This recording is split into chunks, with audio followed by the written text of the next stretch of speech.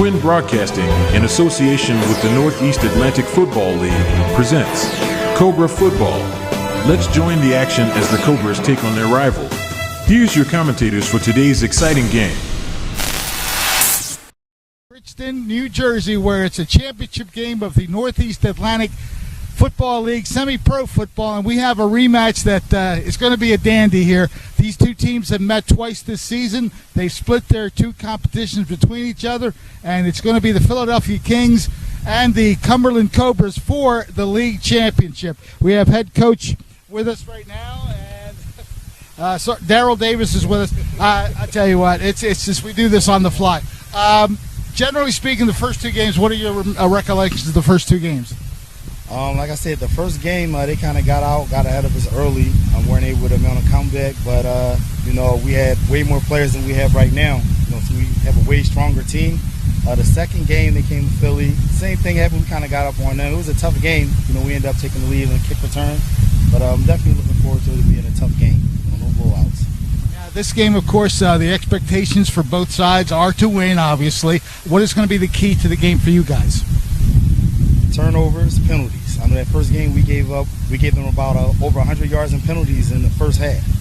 We didn't do that the second game, so the result was different. So hopefully we come out, not make it easy for them. Don't give them short fields. And I don't want to single out players, but who are you looking at to make the biggest impacts for your squad? Obviously the quarterback, Darnell Goddard, second year here. He's having a great year. He missed about 4 games this season. He was injured, but he's getting back. About 8 touchdowns, only 3 interceptions in 3.5 games. So he's kind of the, engine to the offense. We go as he got. Daryl Davis, the head coach of the Philadelphia Kings. We wish you a very good game. We have both teams good games, so whoever wins this one's going to be a champion today. All right, we're going to have the owner of the Cumberland Cobras, owner Atwell, and he will be interviewed by Ariel Melendez. We'll be back with that in a minute.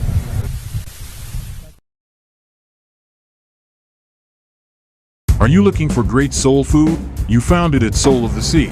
Try our delicious seafood. 21 ingredients in our soul sauce. From fried fish and shrimp to our combo plate. We put soul in our soul food. And if you're a meat lover, we got you covered with our ribs and chicken plates. We feature great sides from collards to mac and cheese. And we have a whole selection of our homemade juices. Soul of the Sea, 622 North High Street, Millville, New Jersey. Are you looking for more than just a haircut? We offer the spa experience for men and women. For men, we have cuts, styles, fades, tapers, designs, and hot towels and a shave. For our ladies, we have cuts, styles, nails, facials, and a host of other services, using our own product line. Call today, 856-440-5467.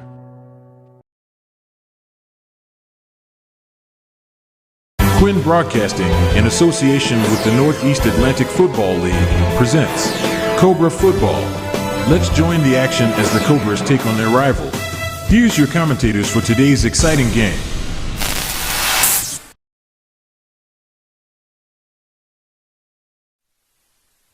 Jim Hursey Memorial Stadium here in Bridgeton. We're here for an exciting matchup between the Philadelphia Kings and the Cumberland Cobras. We're here with Cobras owner Maurice Atwell, and this is going to be quite an exciting game between you two, top 2 teams in the league. How excited are you guys for this moment? We're just ready to go at this point. We know what they are, they know what we are. Ain't no more talking. It's going to come down to one and more. Right now, I feel like we want more. Yeah, and how exciting is it just for you guys as a team? You guys come in your first season against, and this is a pretty well-established Kings team, but you guys come in, almost run the table in your first season. Just what did you guys kind of expect that coming into the season?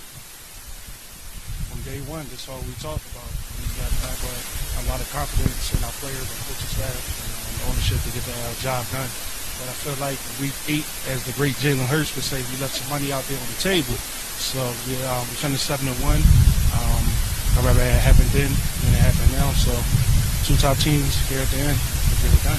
Yeah, and you talk about that one loss. Obviously, it came to this Kings team. Is there a little bit of maybe motivation? Of course, it's a championship game. You guys want to win.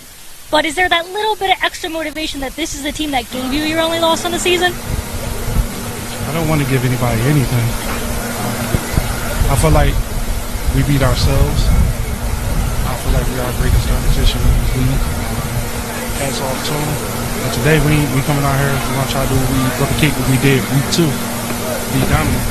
I'm not going to talk about how dominant we were beat it. They're standing like right to the left of us. But we definitely respect them. We know there was mutual respect there. But the next 60 minutes is on. And I guess maybe you're not going to want to answer this since they are right next to you, but is there any kind of keys to the game that you guys are looking for that's going to help you guys in the victory, or do you not want to give it away since there's a couple of them right there? Yeah, they're standing right there. I'm about to get that away. I'm not about to get that away. If you seen the game week 2, expect a lot of fireworks. Expect us playing Cobras. We get back to playing Cobra football. If we got away from that week 8, we got away from doing what we do. We play down to their level. We got to get back to playing Cobras football. Yeah, and we did that week 2 game. That was quite an exciting game for you guys. You guys got them off their game. A lot of undisciplined penalties for them. So yeah, if we get back to that kind of game style today, we're going to be in for a great game if the Cobras get to there. But Kings are a tough team. They're going to give them all they got. But we'll be right back with plenty more action and what should be a great game here on Quinn Broadcasting Channel 22. We'll be right back. New Life Church in Millville, New Jersey presents a musical celebration of God and country. Join us on July 2nd for our musical celebration of the independence of our nation. We'll celebrate our nation's freedom and our personal freedoms through our salvation in Jesus Christ. It happens July 2nd at New Life Church in Millville, New Jersey, as we celebrate God and country. At Mintz Insurance, we're proud to have been serving our customers for nearly 80 years, offering 30 different insurance products for your auto, home, and business. And to help ensure that you're getting the best rates possible, we give you up to 3 quotes for every policy, so you can choose what's right for you. At Mintz, we're part of the community, local representatives, supporting events, and proud of it. It's part of who we are. Mintz Insurance. Call today and find out how we can help you save on insurance, or visit us at mintzinsurance.com. More than a century ago, General Tire was born, right here in America. Since then, we've made a name for ourselves by making tires you can depend on. Tires built to handle any road this country can throw at them, and relied on by every kind of driver. So you know that no matter where life takes you, with General Tire, anywhere is possible.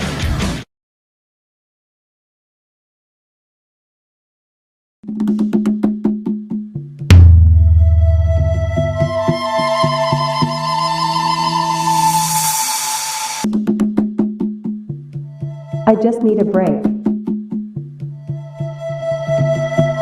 Will I have it tomorrow?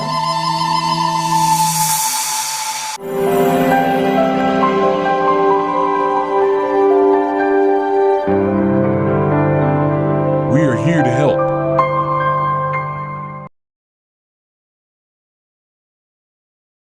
Are you looking for great soul food? You found it at Soul of the Sea. Try our delicious seafood. 21 ingredients in our soul sauce. From fried fish and shrimp to our combo plate. We put soul in our soul food. And if you're a meat lover, we got you covered with our ribs and chicken plates. We feature great sides from collards to mac and cheese. And we have a whole selection of our homemade juices. Soul of the Sea, 622 North High Street, Millville, New Jersey. Are you looking for more than just a haircut? We offer the spa experience for men and women. For men, we have cuts, styles, fades, tapers, designs, and hot towels and a shave. For our ladies, we have cuts, styles, nails, facials, and a host of other services, using our own product line. Call today, 856-440-5467. Quinn Broadcasting, in association with the Northeast Atlantic Football League, presents Cobra Football. Let's join the action as the Cobras take on their rival. Here's your commentators for today's exciting game.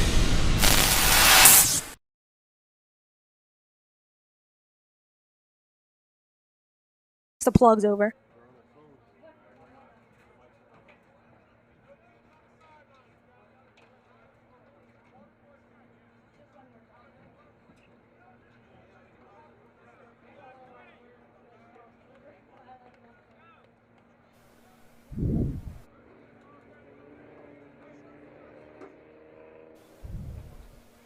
Once again, good afternoon and welcome to a very special day here at Bridgeton High School. James Hursey Stadium is the site for a championship matchup in the Northeast Atlantic Semi-Pro Football League. Yep. I always leave that to you because I'm never going to remember it all. Yeah, that's the official wording. It's the NEAFL.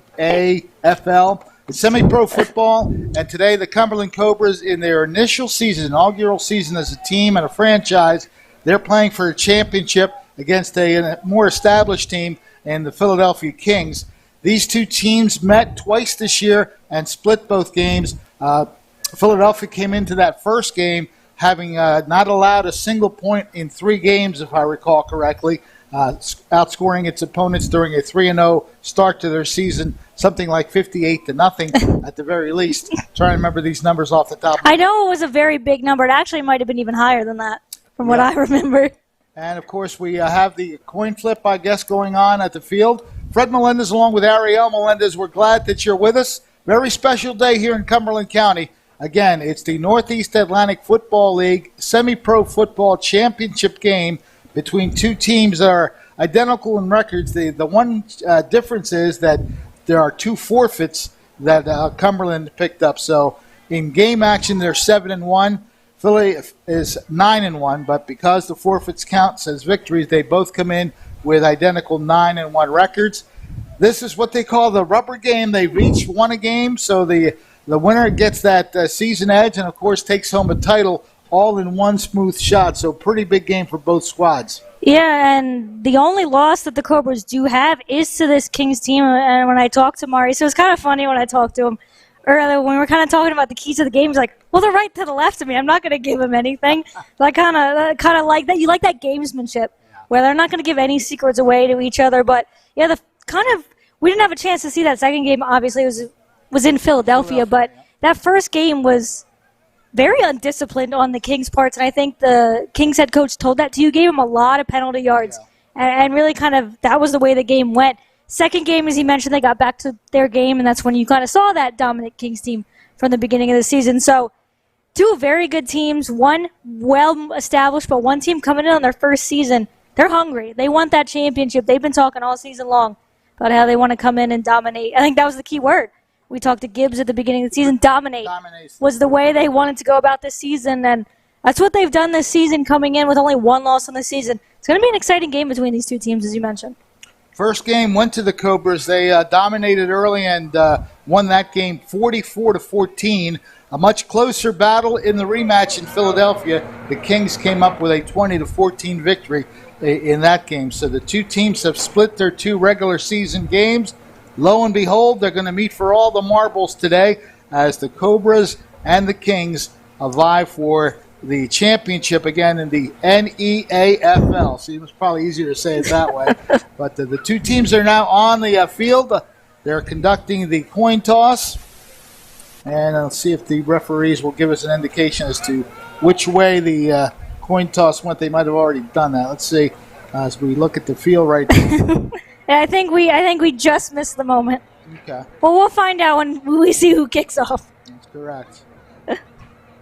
Both teams lined up for what I imagine will be the national anthem, and then we'll have some exciting championship game action for you right here on the 3 outlets for Quinn Broadcasting. Quinn Broadcasting Facebook Live, Quinn Broadcasting YouTube Live, and on Channel 22. That's why he's our producer-director. Just a reminder that if you are watching us on Quinn Broadcasting Facebook Live, make sure that you like us there so that you get all those feeds. And, of course, subscribe on the YouTube channel, Quinn Broadcasting YouTube. Subscribe there. Feel free to make comments throughout the game. We'll try our best to put those shout-outs on the broadcast as well. just want you to sit back and enjoy some pretty good football. These two teams have met before, as we mentioned, and I believe it was 2 games that we covered the Cobras rather. They really put together 2 very strong performances. Yeah, it's been quite a while since we've been able to see this team, and Maurice told us before we kind of went on, he missed us. We missed them too. It's a pretty good team in their first season, so we're excited to be back. We're excited to be calling what should be a really exciting football game. We're going to keep saying it because it's the top 2 teams in the league, and for a team in their first season to come in and dominate the way the Cobras have, and to be facing off against probably one of the best in the league, we should be in for quite a matchup. All right, so we are here at James Hursey Stadium, Bridgeton High School. That's why you see the big bulldog at the midfield stripe there, the home of the Bridgeton Bulldogs High School squad. 2 teams getting their last-minute instructions from their head coaching staffs. And as soon as they line up, we'll know basically who won the toss. Looks like the Cobras are going to kick off. I'm going to assume, maybe? No, I think I just assumed that guy was the kicker. No, there's nobody. No, that's that they've got the ball. Yep, they've got the ball. So I'm going to assume that the Cobras won the toss, because usually you defer. So likely to say the Cobras won the toss. They'll be kicking off left to right. So to open up the game, the Kings will be going from right to left. Yeah, unfortunately, I don't believe they've gotten the clock. So we're getting there, yeah. We're getting there. So the time is not on the clock at the moment. These are, as we said, I mentioned, it's been a while. 15-minute quarters.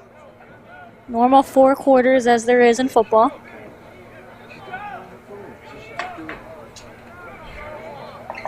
One of the coaches is still on the field now. Now he's walking off.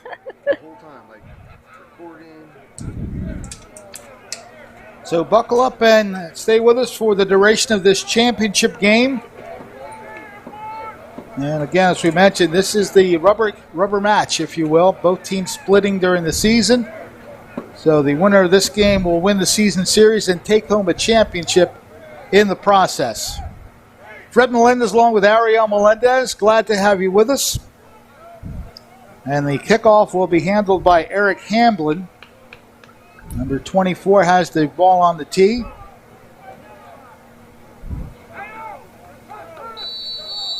The referee whistle blows, and we are just about set to start this championship game. Hamblin, end over end spiral. It's going to land at about the 7-yard line, taken there across the 10. Plenty of room to run. Across the 20, 25, 30. Flags flying as well as that return gets near the 40-yard line. But a couple flags down, and we are going to get a penalty against the Kings, so this one will come back. And that had the makings of what was going to be a good return, but it looks like the holding call is going to bring him back just a bit. New Life Church in Millville, New Jersey. Let's see where they spot the football. Looks like it's going to be at about the 16 or 17-yard line, somewhere in the middle there. Yeah, so pretty costly penalty as it's maybe about 5 or 10 yards away from where the ball was originally caught. So what looked like it was going to be a decent return doesn't end up being much for them. Philadelphia with the first possession of this game at their own 17-yard line, 1st and 10.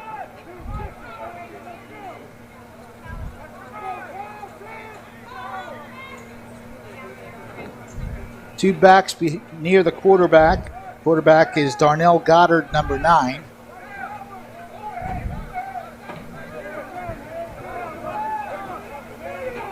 Shotgun formation. Handoff. Some running room there, but nicely closed off by that front line for the Cobras, and it's going to wind up being shy of the 20-yard line.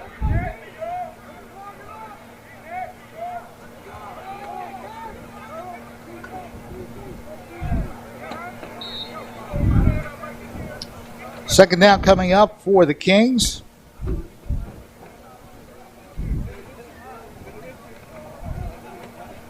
DeCosta Green on the carry, picked up 2.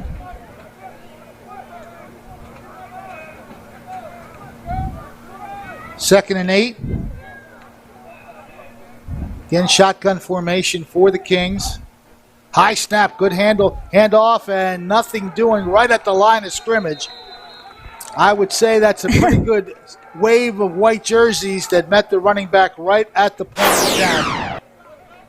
Yeah, the Cobras seem to have an early indication about the running game because both of those plays, they were all over the runner, especially on that second one. They knew exactly what play was going to be called there. So we'll see. I have to imagine this is going to go in the air now. Loss of a yard, so it's going to be 3rd down and 9. Ball spotted at the 18-yard line.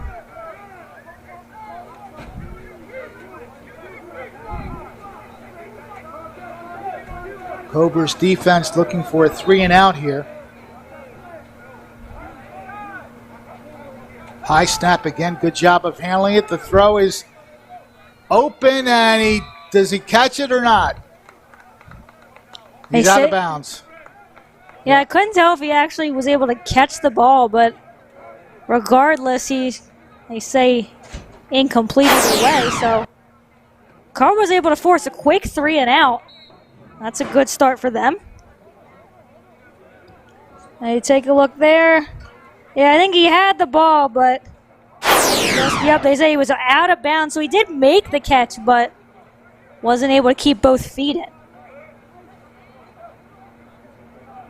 We don't have access to a running clock, so we can't really tell you what.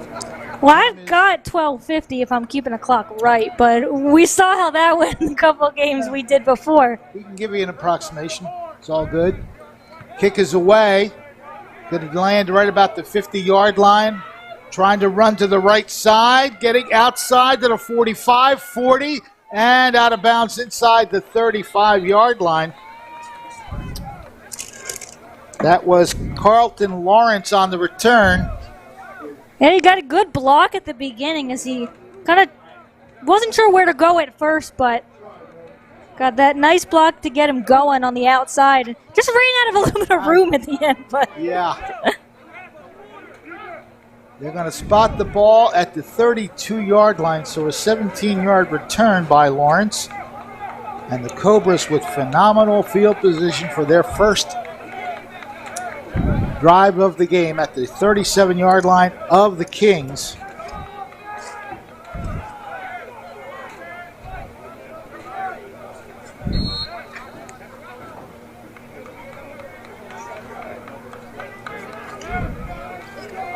First down play. Man in motion to the near side. I formation. The deep back gets the handoff. And he is met just about after a 1 or 2 yard gain tops. That is number 20 on the carry, Tex Thompson.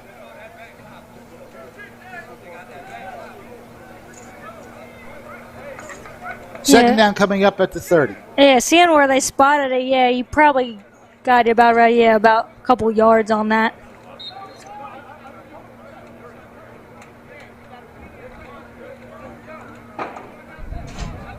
Two-yard gain, second down and 8 coming up for the Cobras at the King 45-yard line.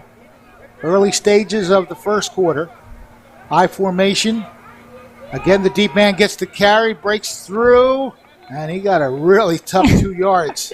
Yeah, that looked like it had a chance to be. He was fighting through a lot of contact there, but again, the Kings defense up to the task as well in the running game. Ball spotted at the 28.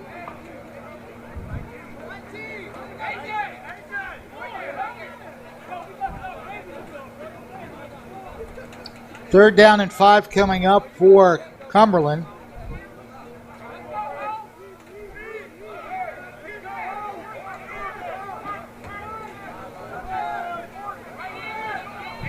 Shotgun formation, back to throw. Stepping up, now he's going to keep the ball. Big hole up the middle, and a great decision by the quarterback right there to just take it right up the gut and get a first down. Big yardage. Yeah, nice decision there. As you'll take a look here by Chestnut. Realizes he's got some guys coming in on him. Has a huge hole in the pocket there. He's got tons of space there. Makes the right idea. Just goes down because he knows he's about to take a big hit.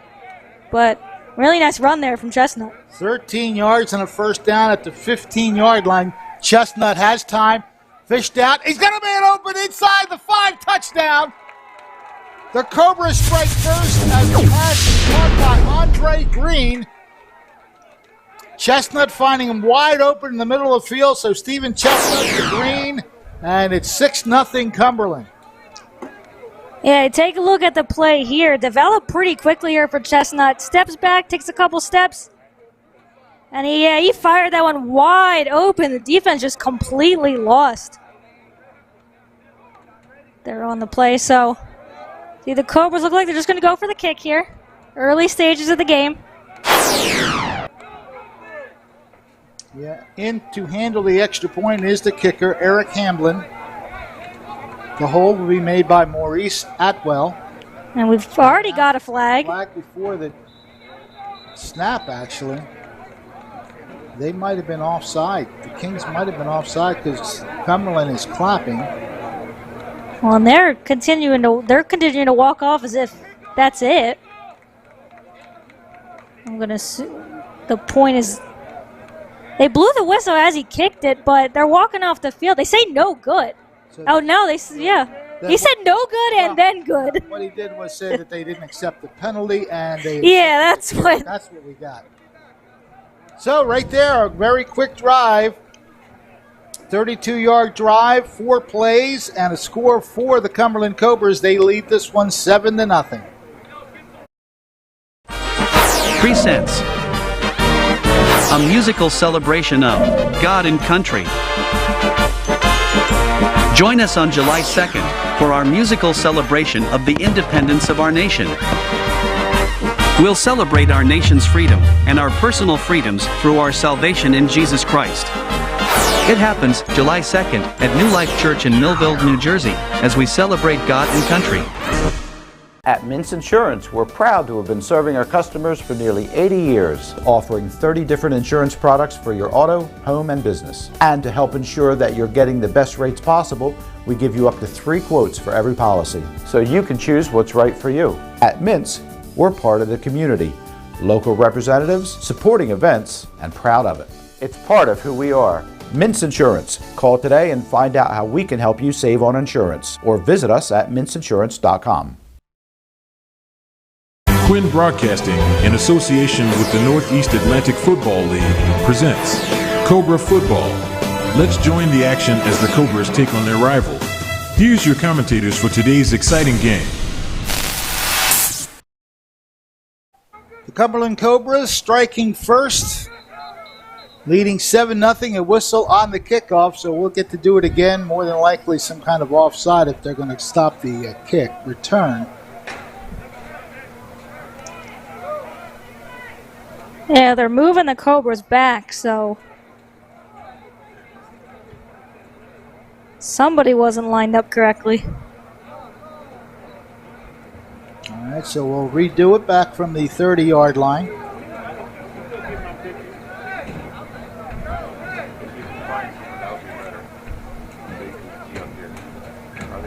Very good start for the Cobras. They got the 3-and-out on Philadelphia. Great field position on good punt return. And they set up and score the game's first touchdown. So they lead 7-0.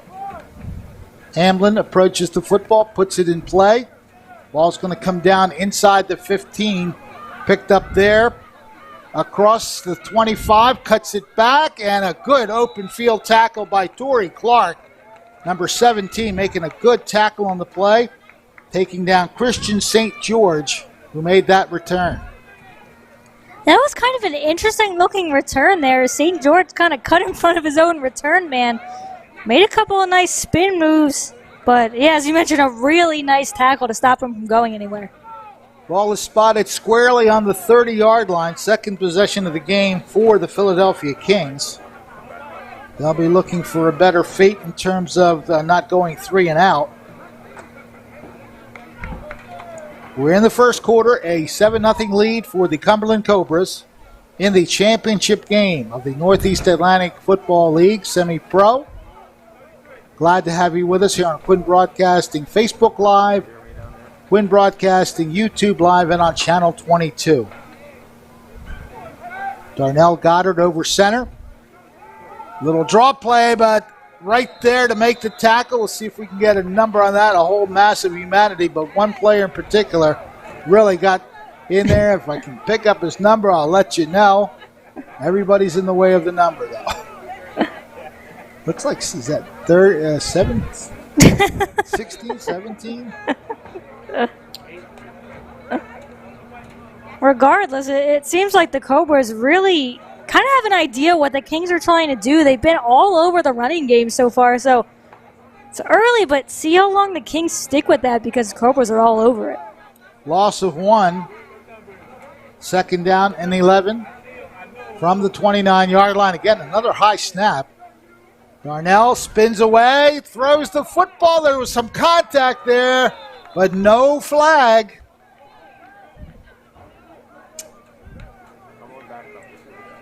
So it's going to wind up being incomplete. I don't see any flags. And I think the Kings already changing that game plan. As you saw in that first drive, they ran the ball the first 2 times and then went to their quarterback to throw. But this time they decide second down. I mean, second and 11, you're probably more often than not going to throw it. But a tough situation here for the Kings. Now third and 11. Ball is at their own 29-yard line. 2 wide receivers split to both sides of the line of scrimmage on third and 11. Darnell in shotgun. Looking to throw the deep ball across the middle, but nowhere near the intended receiver. He was trying to find number 3. And I'm looking because their roster is alphabetical. So it's Pope Raquine, number 3. But he didn't come close to completing that one. Yeah, so again, the Cobras force another 3 and out from the Kings, and some really strong defense. And I remember seeing that the couple of times that we did call this defense really starred for the Cobras, and early on they're doing just that. 4th and 11 coming up. So the Kings in a punting formation.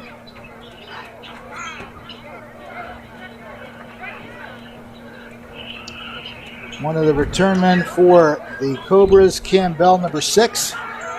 Kick is bouncing at the 43-yard line. They're going to let it roll dead, and it's going to die at the 36-yard line. Not as great field position as their first drive, but not bad at their own 36. And we'll see what the Cobras do on their second drive. Scored a touchdown pretty methodically on the first drive out to this 7-0 lead. So we'll see what they have here for another performance. As you mentioned, not as great a field position, but still in pretty good area here. I got to get back in the zone. So the Cobras with their second possession. They start this one their own 36-yard line.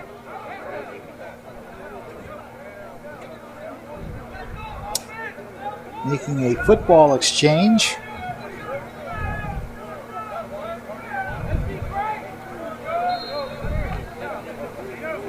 Steven Chestnut at the quarterback spot in shotgun formation. 1st and 10 from the Cobra 36-yard line. Cumberland leading 7-0 first quarter.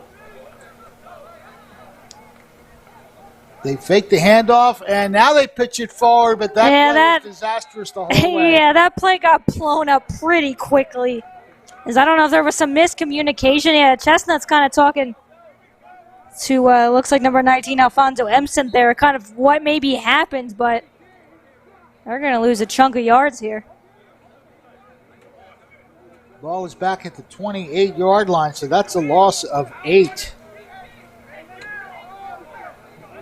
Second down and 18 from the 28-yard line for the Cobras.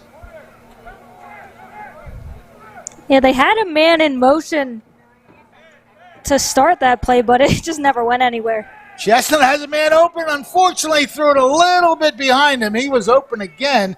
I got to tell you, these receivers are finding some good spots to be in for receptions that are wide open. And I think part of the problem also looked like when Campbell was starting to stretch out for the ball, he kind of lost his footing as well. But, yeah, if the Cobras are able to find those empty spots on the field, It's going to be a tough time for the Kings. Pretty much how they scored their touchdown, right in the middle of the field. Andre Green found a good spot, and they are marking the ball. Is there a penalty here somewhere? I guess they have it. Yeah, because he's putting the flag away, so. Must have been a hole because it's a 10-yard penalty. So the ball now back at the 18-yard line. It'll be second down and 28. More than likely, 2 pass plays coming up. Chestnut has time to throw. Gets out of some trouble. Airs it out. And, almost intercepted. Not a wise pass. Put it in the middle of the field, and it was well defended. Number 11 almost picking that off. And, again, the alphabetical nature of this will have to look here. Thomas Abner, number 11, almost got an easy pick. Yeah, that was kind of an ill-advised throw there from Chestnut. And, yeah, that was about a helmet bounce away from going the other way. So a break for the Cobras in what looked like was going to be a pick six the other way. But they face a 3rd and 28 now. 3rd down, 28. Now we'll see what the Cobras decide to do here. It's probably going to be tough to get those 28 yards. But you don't want to do what Chestnut just did, which is just try and throw it away. We'll see what they decide to do if they're able to get anything here. Chestnut just hands off on a draw play. And well covered. Ball came out, and I believe the Kings have it. Number 12 comes up with it. And that is Keon Davis. Yeah, that entire series for the Cobras just seemed disjointed from the start. Yeah, you kind of had the man-in-motion pitch play that didn't really work. You had the almost interception that didn't end up working. And then this play, too, just never really had a chance. So after what was a strong drive to start on offense for the Cobras, completely lost it after that. So some great field position now for Philadelphia as they look to tie this game up on this drive. 20-yard line of the Cobras is where they recover the fumble. Goddard at the quarterback spot. Airs it out to the left. Almost picked off. Great coverage by Kenzie Williams. He almost reeled that one in. And I think, if I'm not mistaken, I think somebody got a hand on that pass as well. It looked to me that that ball was slightly tipped off the hand. Take a look here. I thought right here. Oh, yeah. Yeah, there was just a touch, but I mean, that was almost a perfect throw. And yeah, just off the hands of Kenzie Williams would have been an acrobatic interception. 2nd and 10 for Philadelphia at the Cobra 20-yard line.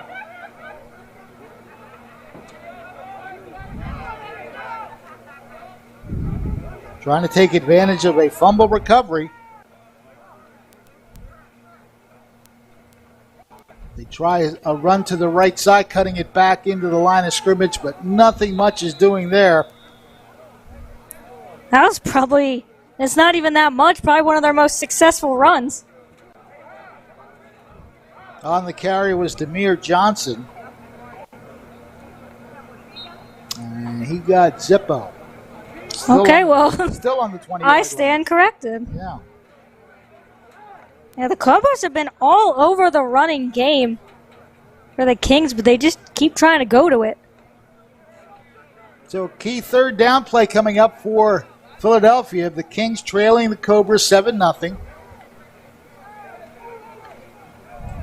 3 wide receiver split to the left, 1 to the right. Again, back to throw, has time across the middle. It is complete, but, missed a great open field tackle. That one might lead to a score. Unfortunate miss. He had him there at the 15-yard line. Did not reel him down to the ground, and we are 1 extra point away from being tied. That's what they tell defenders. You have to wrap them up. You can't just hope you get them on that little swing. You have to make sure you get both arms wrapped around. And you're going to see right here, A nice pass over the middle. He was wide open, but he just couldn't wrap him up all the way. And a nice way to get away from that was number 17, Demir Johnson. Ends up with the score for the Kings. Winds up being a 20-yard touchdown pass play. They're going to try to take the lead by going for 2, it looks like. Hey, these two teams, they I don't want to say they don't like each other, because Maurice did say they respect each other, but it's a championship game. They want to take any advantage they can, as the extra point is good, or the 2-point conversion is good. Looks like that was number 28, Kevin Westfer, with the extra point. Keep saying extra point, 2-point conversion. So the Kings take a 1-point lead, taking advantage of a fumble recovery, going 20 yards and scoring the go-ahead points on the conversion. So they now lead 8-7. We'll take a timeout and be right back with the Philadelphia kickoff. More than a century ago, General Tire was born, right here in America. Since then, we've made a name for ourselves by making tires you can depend on. Tires built to handle any road this country can throw at them, and relied on by every kind of driver. So you know that no matter where life takes you, with General Tire, anywhere is possible.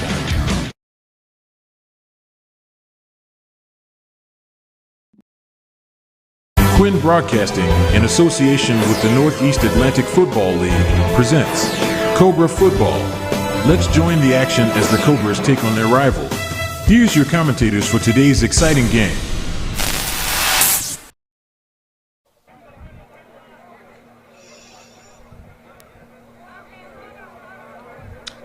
We are back here at James Hursey Stadium, Bridgeton High School. The Philadelphia Kings taking advantage of a fumble recovery deep in Cobra territory, and they go 20 yards to take the go-ahead touchdown. And it was a pretty quick drive there for the Kings. Only needed 3 plays, 20 yards, got it all on that last play. So they really saved the best for last on that third down drive. But took quick advantage of the turnover, not even a 2-minute drive there. Able to get the lead with that 2-point conversion. So the Kings kick off with their first lead of the game. Ball is going to be handled at about the 9-yard line, but now we have a whistle pretty much negating any return. Did he fair catch it? I didn't see. Because there's no flags. I didn't see him make any gestures. Yeah, I think the Cobras are kind of confused. But I don't see any yellow flags on the turf, but it looks like they're going to re-kick this. all right, so something. Maybe somebody wasn't ready. Maybe the refs weren't ready.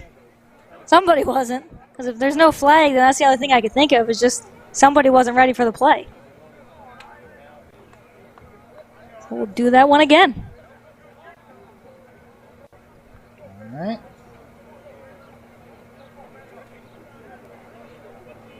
So we get to tee up the ball one more time, and we'll kick it again.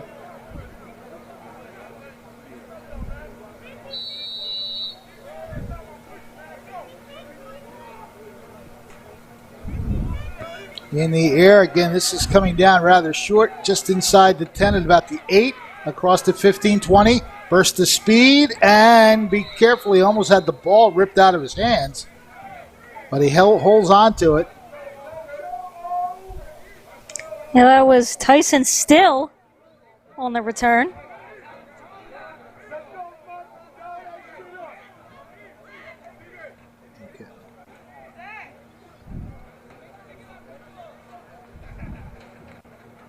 We're going to spot the ball at the 28-yard line, it appears. First and 10 for the Cobras, trailing 8-7. Championship game, the inaugural season for the Cumberland Cobras in the Northeast Atlantic Football League.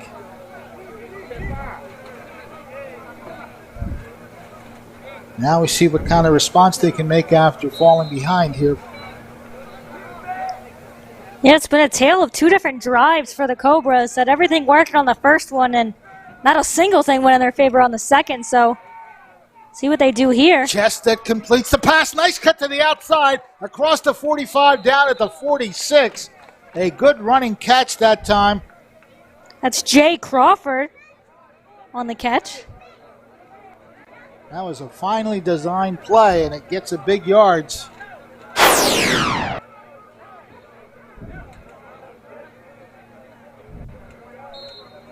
And it is, just makes a good cut in the middle of the field. Pretty good tackle, but a good run, catch and run, I should say, by Jay Crawford. Yeah, that's kind of one of the first big throws I think we've seen from either quarterback. Well, from Chestnut at least. Up the middle, barreling across the 45-yard line. Tex Thompson just said, give me the hole, I'll take it up the middle and move the chains.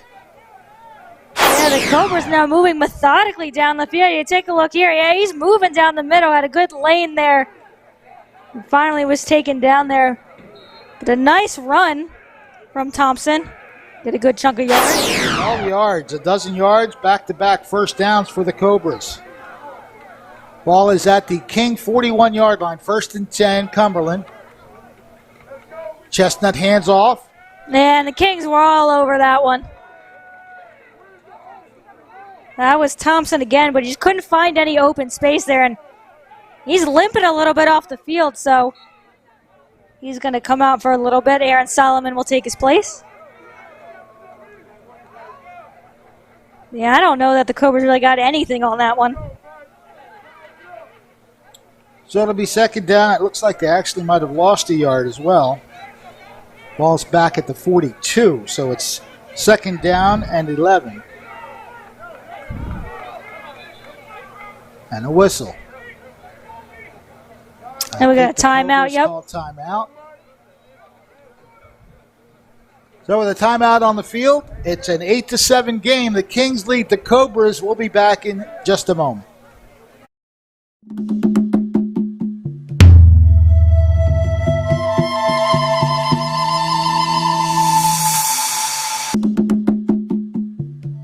I just need a break. Will I have it tomorrow?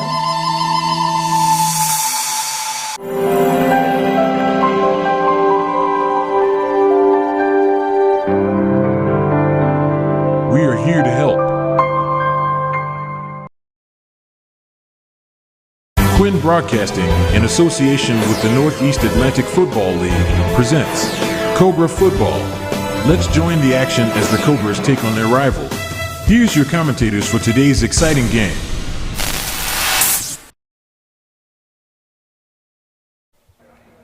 Following the timeout, the Cobras back on the field for a third down.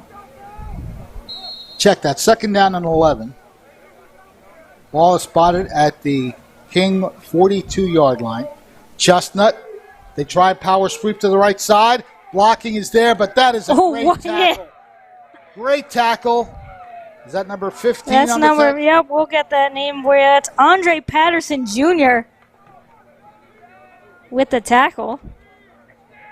They tried to stretch out the field, but a good pursuit and a great tackle, no gain.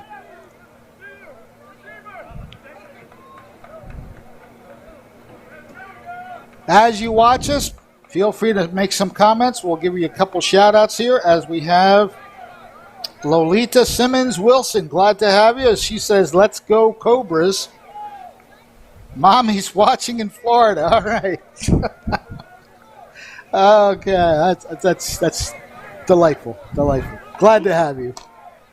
They jumped. Again, they jumped. No flags either time. Chestnut is going to wind up losing a couple yards. Little surprised about the no flag, though. They jumped twice. Yeah, and Chestnut's kind of asking that himself. But take a look here.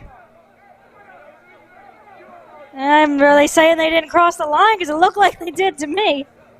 But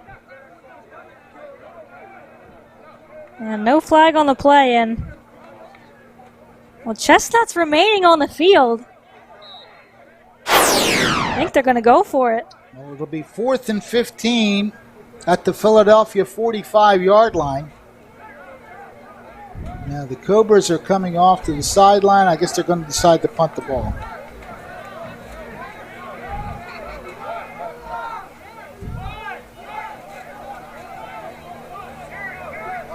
I think there is still a little bit of confusion on the Cobra side. They're all looking at the sideline. Not everybody was on the field, but I don't see Steven Chestnut on the field. yeah, he did. He was on the field, then he left the field. So yeah, they're gonna go ahead and punt this one away, and a drive that started off pretty promising ends up with a punt. Just kicking it away from any return man. It's going to go out of bounds near the 15-yard line. That is where the Philadelphia Kings will take over, leading 8-7. And we'll see what kind of 2-minute drive they come up with, at least from the clock we have.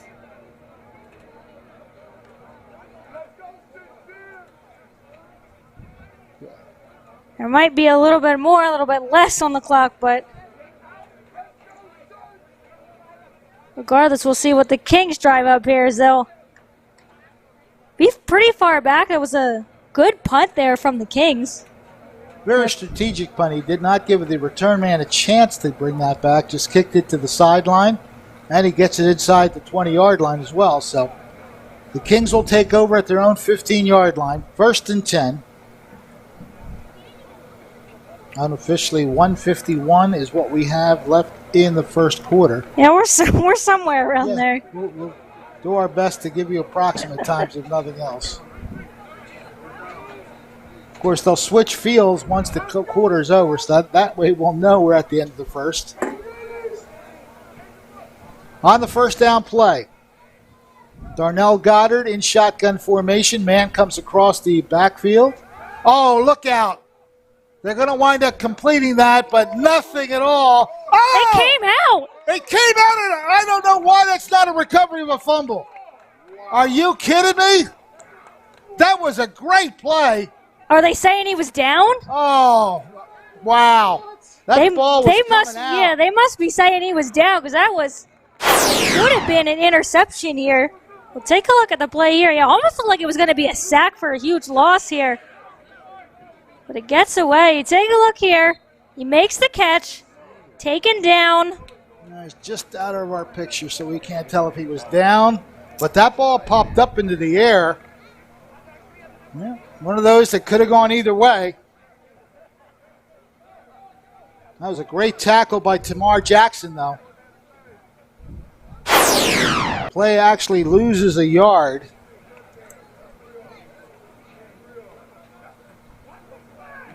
On second down, incomplete pass. That one had a chance to really go a good long way, but the catch could not be made by Demir Johnson. So it'll bring up 3rd and 11. And the Kings pin back pretty deep in their zone. So if you're them, you don't want to be making any risky plays here.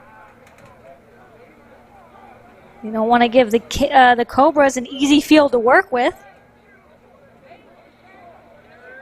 3rd and 11 from the 14-yard line. Cobras looking to make one more key defensive play and force at least a punt.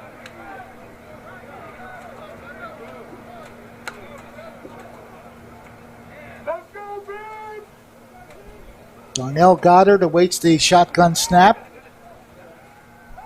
Straight drop back, looking, firing, complete. But barely across the 15-yard line, nowhere near where he had to go for the first down. Catch was made by Christian St. George, but he was wrapped up immediately. Now, so a good defensive drive from the Cobras. Forces a 3 and out. Well, we're pretty sure it should have been a turnover, but who's to say? The way the ball popped up, it looked like it might have been. It was a great play, but it went for naught as it turns out. So punting formation for the Philadelphia Kings. Carlton Lawrence, the deep man, returning the football, and also Maurice Atwell, I believe, is out there, number 2. So 1 and 2. No, that's number 6. Campbell. Well, we'll get it right. Campbell is the other man that's there. It's going to be a short kick. And he's going to kick it out. They're going to angle it, and they got a very nice roll. They're going to spot it squarely on the 40-yard line. So both teams punting the football away from the return men. Yeah, these kickers are smart. They know what to do in these kind of situations where you don't want to give them good field position. You don't want to give them a chance to run up the field. So both kickers with some pretty smart kicks. So from the 40-yard line, Cumberland Cobras will have their possession. Trailing by a point, 8-7.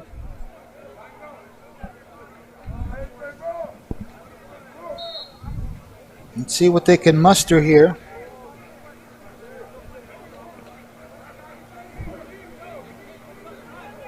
Wound up being a 44-yard punt with that roll. From the 40-yard line, Chestnut awaits the snap. Man in motion to the far side. Chestnut goes that side, trying to cut into the middle. That play's going to lose a couple yards. Yeah, I don't really know what that play design was. He came kind of almost across the middle of where the center was, but yeah, I take it there's still a couple more minutes left because I've got nothing left on the clock, but. Loss of 2 yards on that play, so it'll be 2nd down and 12. And now they move. No. Where are they going? No, they're. Why are they moving the ball? I guess we had a penalty. No, I think he. Procedure yeah. penalty because it's still 1st down. All right, so that play didn't count. All right. It's 1st and 15 from the 35 then. In time, we'll just see how much more they give him. Double wide receiver set. Chestnut pumps, fakes, has a man down the field. Oh, he just mistimed his jump, I think. Tamar Jackson almost came up with a great catch. Might have leaped a little too soon for it. Trying to time it. It's not easy to time those kind of plays, and Jackson could not pull it down. Yeah, again, that would have been another impressive play from Jackson. Yeah, you take a look here. Chestnut at first looked like he was going to step up and run, but finds Jackson over there, and take a look. Yeah, I think he just went up a touch too soon. Wasn't able to come down with it. So it'll be 2nd down and 15 from the Cobra 35-yard line. Same basic formation, 2 wide receivers set to both sides. Chestnut straight drop back. Looks to his right, has a man open, caught, and down at the 45-yard line. A little bit of a juggle on that. Catch is made by Jay Crawford, and we have an injured player for Philadelphia on the play. And he is lying down, not getting up too quickly, so they're going to attend to him, or is he moving around? I think they're getting him back on his feet, yep. That's always good to see. And he's limping a touch, but kind of walking off under his own power. Well, no, he wants to stay on the field. No, I think he tried to. I think he tried to stay, but... 11-yard pass play for the Cobras sets up a 3rd and reasonable 3rd and 4.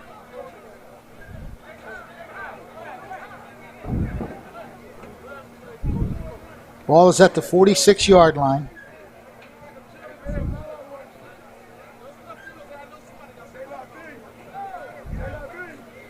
Cobras coming up to the line of scrimmage for a key 3rd down play. They trail by a point, 8-7. Chestnut pretty much has been in the shotgun throughout the game. Now again, they crossed. No, I'm not going to do it. No, they do throw the flag. This will be a delay game, though. Let's see what this is. Yep.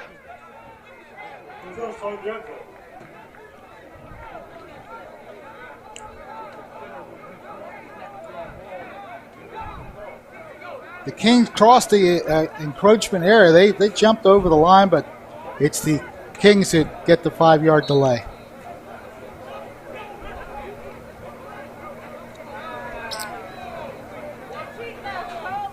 Yeah, I guess all you can say in kind of that instance is if you're the Cobras, just play to the whistle. I guess you kind of have to think about. There's almost them kind of standing around asking for it. Ends up being the delay game regardless of if it should have been or not, but...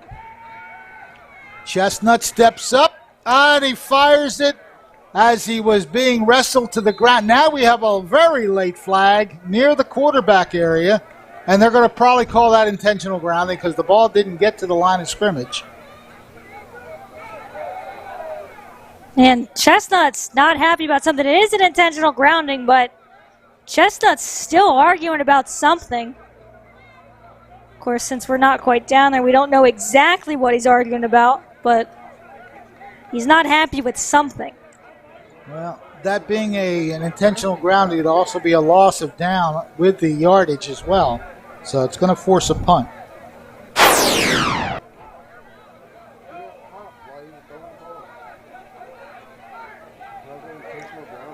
Take a look here. I don't know if he wasn't happy with the tackle, maybe, as it was kind of a low one.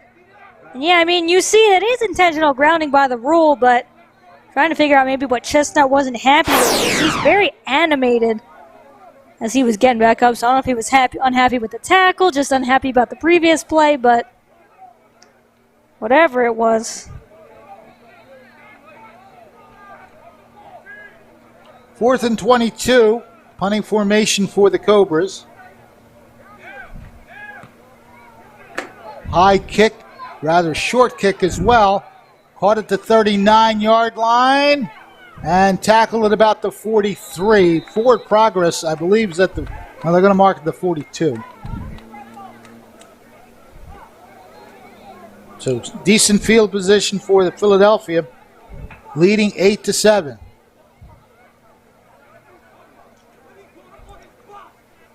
Yeah, these last couple offensive drives for the Cobras, well, some of them have started off promising, just have kind of crumbled.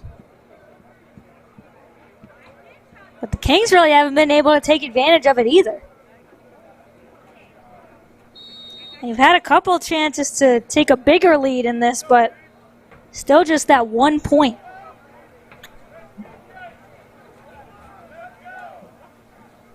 First and 10 from the 40-yard line. Philadelphia with an 8-7 lead. The difference in the game, the extra point situation. The Cobras went for the kick, and the Kings went for 2 and were successful. Inside trap to the right side, met right there at the line of scrimmage, so no gain. Yeah, I can tell you one thing that's really worked for the Cobras is the game against the run. They haven't really given the Kings anything on that. Kevin Weaver had nowhere to go on that run.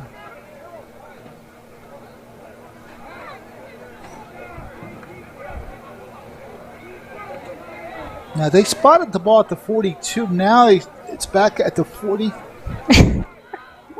Am I seeing things? Oh, I'm just... Okay. It's 2nd and 10. Yeah. I'm just going to go 2nd and 10. No gain, so it is 2nd and 10, but instead of the 42, it's at the 40. Man, motion to the far side. Quarterback keeping, pitching across the 40 and down near the 42, 43-yard line. So a bit of an option play to the left side. Demir Johnson winding up with the football. 3-yard gain. 3rd and 7 from the 43-yard line.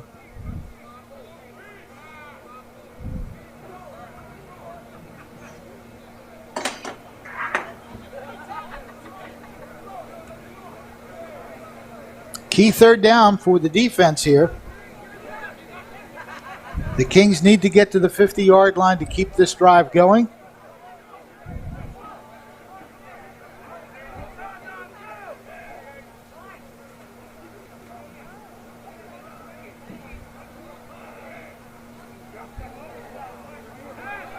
Throw across the middle, a little bit too high. Yeah, to no one in particular.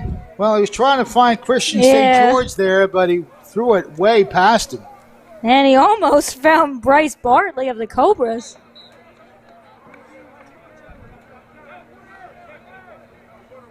So that'll create a 4th and 8. More than likely a punting formation coming up for Philadelphia. And somebody called a timeout, I think. Yep, because both teams are huddling to the sides. I'm going to assume the Kings. I didn't quite catch that one. But we're going to take a timeout. Our score 8-7. Philadelphia leads Cumberland. We'll be right back. Are you looking for great soul food? You found it at Soul of the Sea. Try our delicious seafood. 21 degrees in our soul sauce. From fried fish and shrimp to our combo plate. We put soul in our soul food. And if you're a meat lover, we got you covered with our ribs and chicken plates. We feature great sides from collards to mac and cheese. And we have a whole selection of our homemade juices. Soul of the Sea, 622 North High Street, Millville, New Jersey. Quinn Broadcasting, in association with the Northeast Atlantic Football League, presents Cobra Football. Let's join the action as the Cobras take on their rival. Here's your commentators for today's exciting game.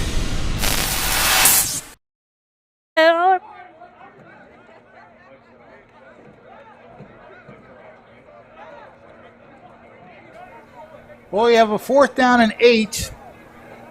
We're in the second quarter. And Philadelphia has the 1-point advantage, 8-7. yeah, at this point I say I'm just going to reset time and half. Because we didn't really get an indication of when they switched quarters, but it just now kind of clicked that the Kings are going the other way, so.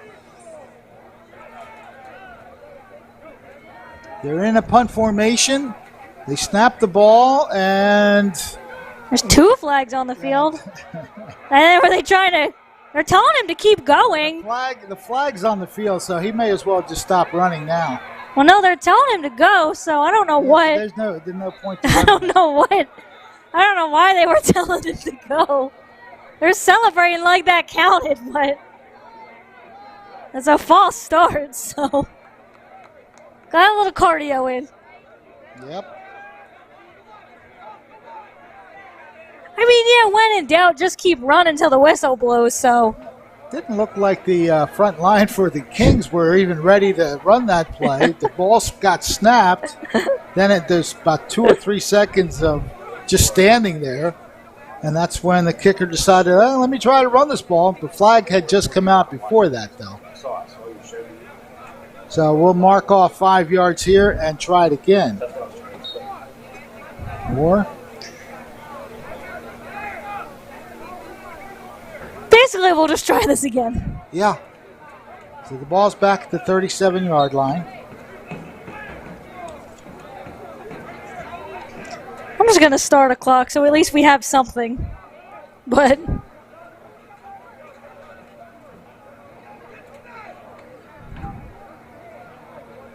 so once again, a punting formation for the Kings.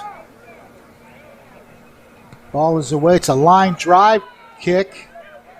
If he's going to scoop it up, he better do it quickly. Avoids 1 tackle. And, yeah, you don't run backwards. No, he ran backwards, and that's going to cost him some yards. So Carlton Lawrence, well, so many times somebody will try to make a play like that and then realize, no, I think I made a mistake. Because he just slammed the ball down. Yeah, and he made a good play to stay in bounds on the edge, but at that point, he probably should have just taken it out because running across the middle is always a dangerous option.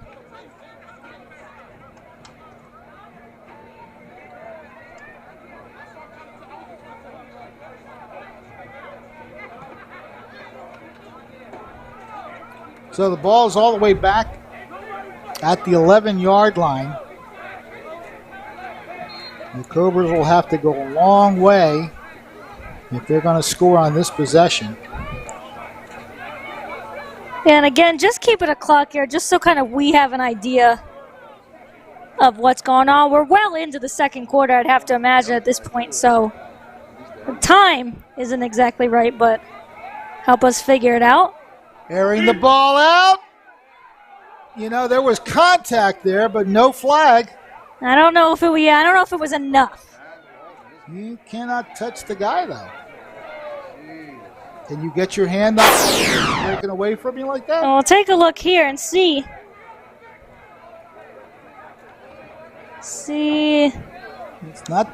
I don't know that he actually really got him. I think he was trying to reach into the arm area, but, I mean, Jackson wanted the flag, so maybe he thought he was grabbed.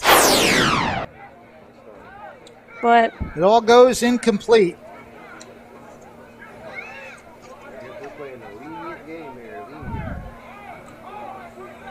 Second and 10 from the 11-yard line.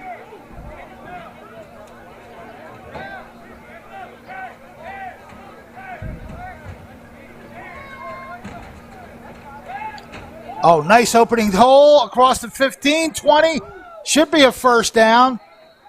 That play developed very nicely off the right side of the line. And the running back there coming up limping, unfortunately. Yeah, that's Aaron Solomon, who's going to try and run this one off, but he is going to head off the field. But, yeah, nice hole there for him to run into. Puts the Cobras in business, at least for now. Ball is at the 22-yard line, so a gain of 11. And a first down for Cumberland.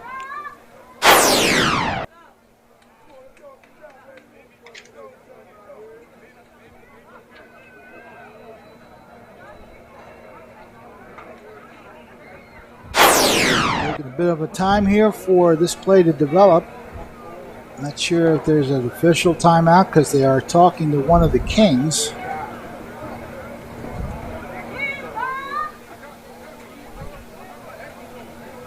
Yeah, and we had coaches on the field too, so somewhere there was a timeout, but there was no indication of it being either team. But we're at the line of scrimmage. A new set of downs for Cumberland. Ball is spotted at their own 22-yard line. Chestnut awaits the snap. Then double wide receiver set. Two to each side. Chestnut. Taking a long time to figure it out. A little bit of a draw play, and that is going nowhere. No, he's still fighting. He's still fighting.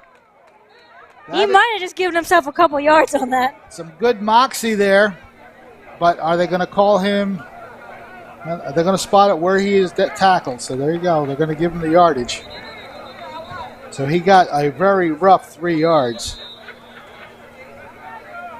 And I think that's the end of the half.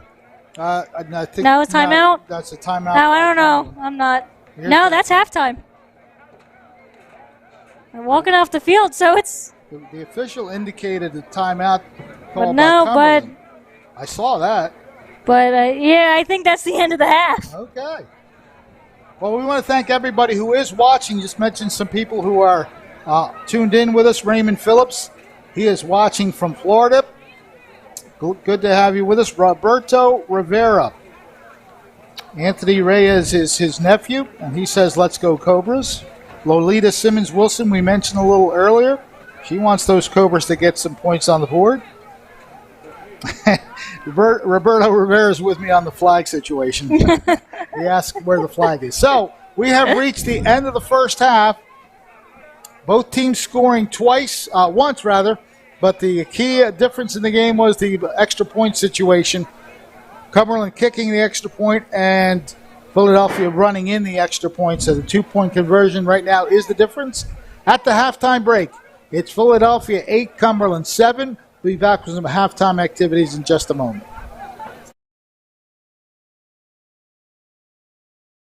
Are you looking for more than just a haircut? We offer the spa experience for men and women. For men, we have cuts, styles, fades, tapers, designs, and hot towels and a shave. For our ladies, we have cuts, styles, nails, facials and a host of other services, using our own product line. Call today, 856-440-5467. New Life Church in Millville, New Jersey presents a musical celebration of God and country. Join us on July 2nd for our musical celebration of the independence of our nation. We'll celebrate our nation's freedom and our personal freedoms through our salvation in Jesus Christ. It happens July 2nd at New Life Church in Millville, New Jersey, as we celebrate God and country. At Mintz Insurance, we're proud to have been serving our customers for nearly 80 years, offering 30 different insurance products for your auto, home, and business. And to help ensure that you're getting the best rates possible, we give you up to 3 quotes for every policy, so you can choose what's right for you. At Mintz, we're part of the community, local representatives, supporting events, and proud of it. It's part of who we are. Mintz Insurance. Call today and find out how we can help you save on insurance, or visit us at mintzinsurance.com. More than a century ago, General Tire was born, right here in America. Since then, we've made a name for ourselves by making tires you can depend on. Tires built to handle any road this country can throw at them, and relied on by every kind of driver. So you know that no matter where life takes you, with General Tire, anywhere is possible.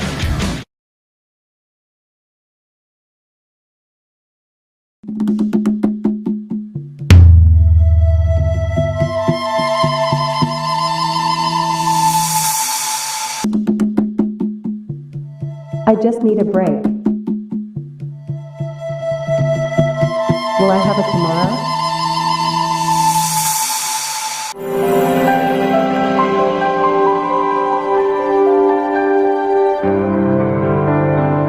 We are here to help.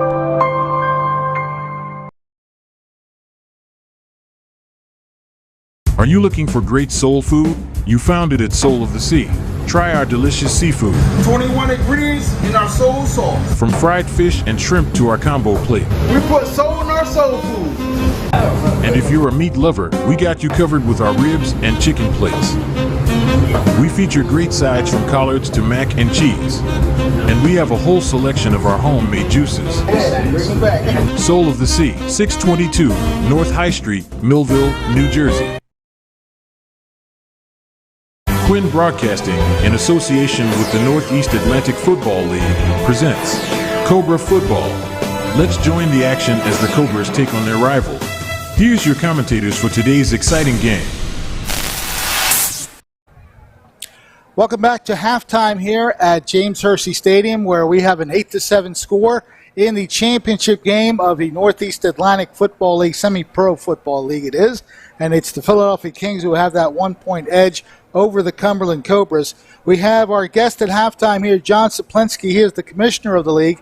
John, thanks for being with us, first of all. Absolutely, a pleasure. The history, we just got into this year, so tell us a little bit about how long the league has been in action and a little bit of the history of the league. Yeah, we've been around since 2011.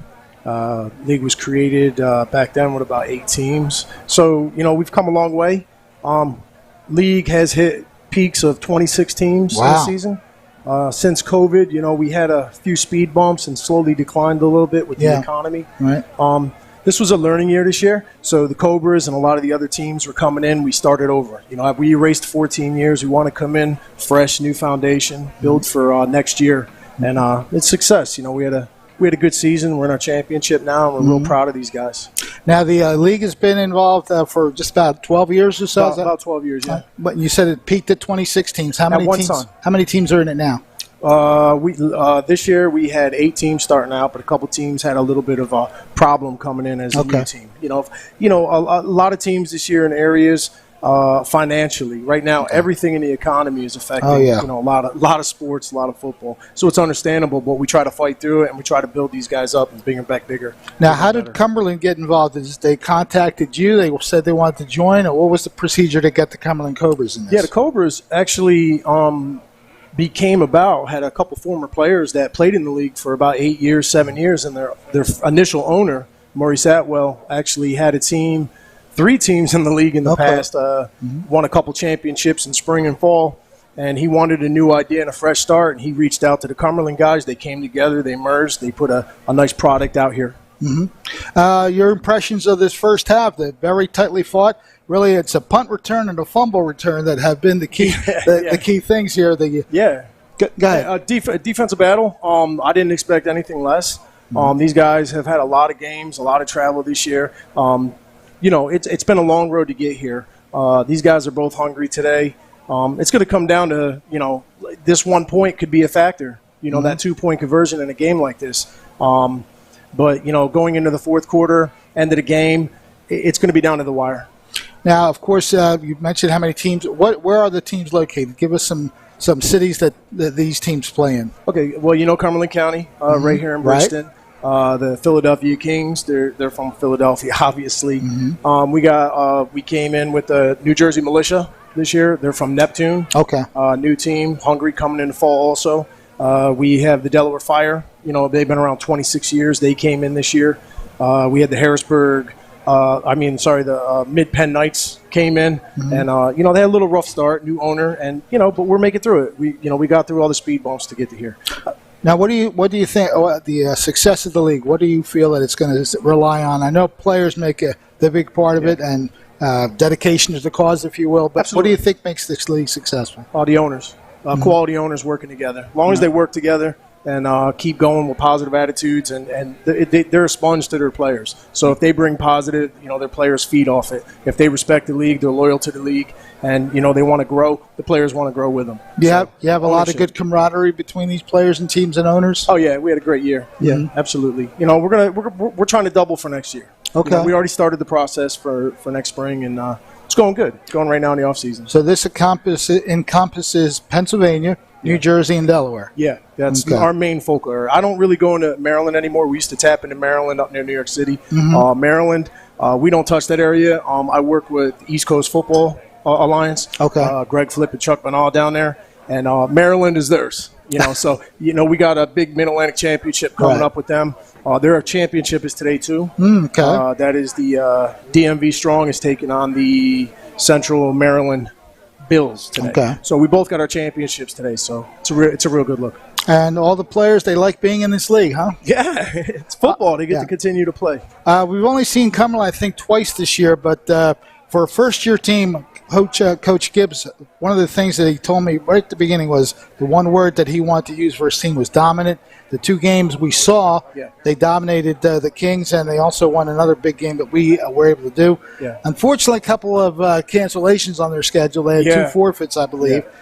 So they're technically 7-1, 9-1 because of the forfeits. Yeah, but, absolutely. Are you pretty impressed with the way this Cumberland team has played this year? Yeah, absolutely. They got a lot of talent. The quarterback's been around a long time in semi-pro football.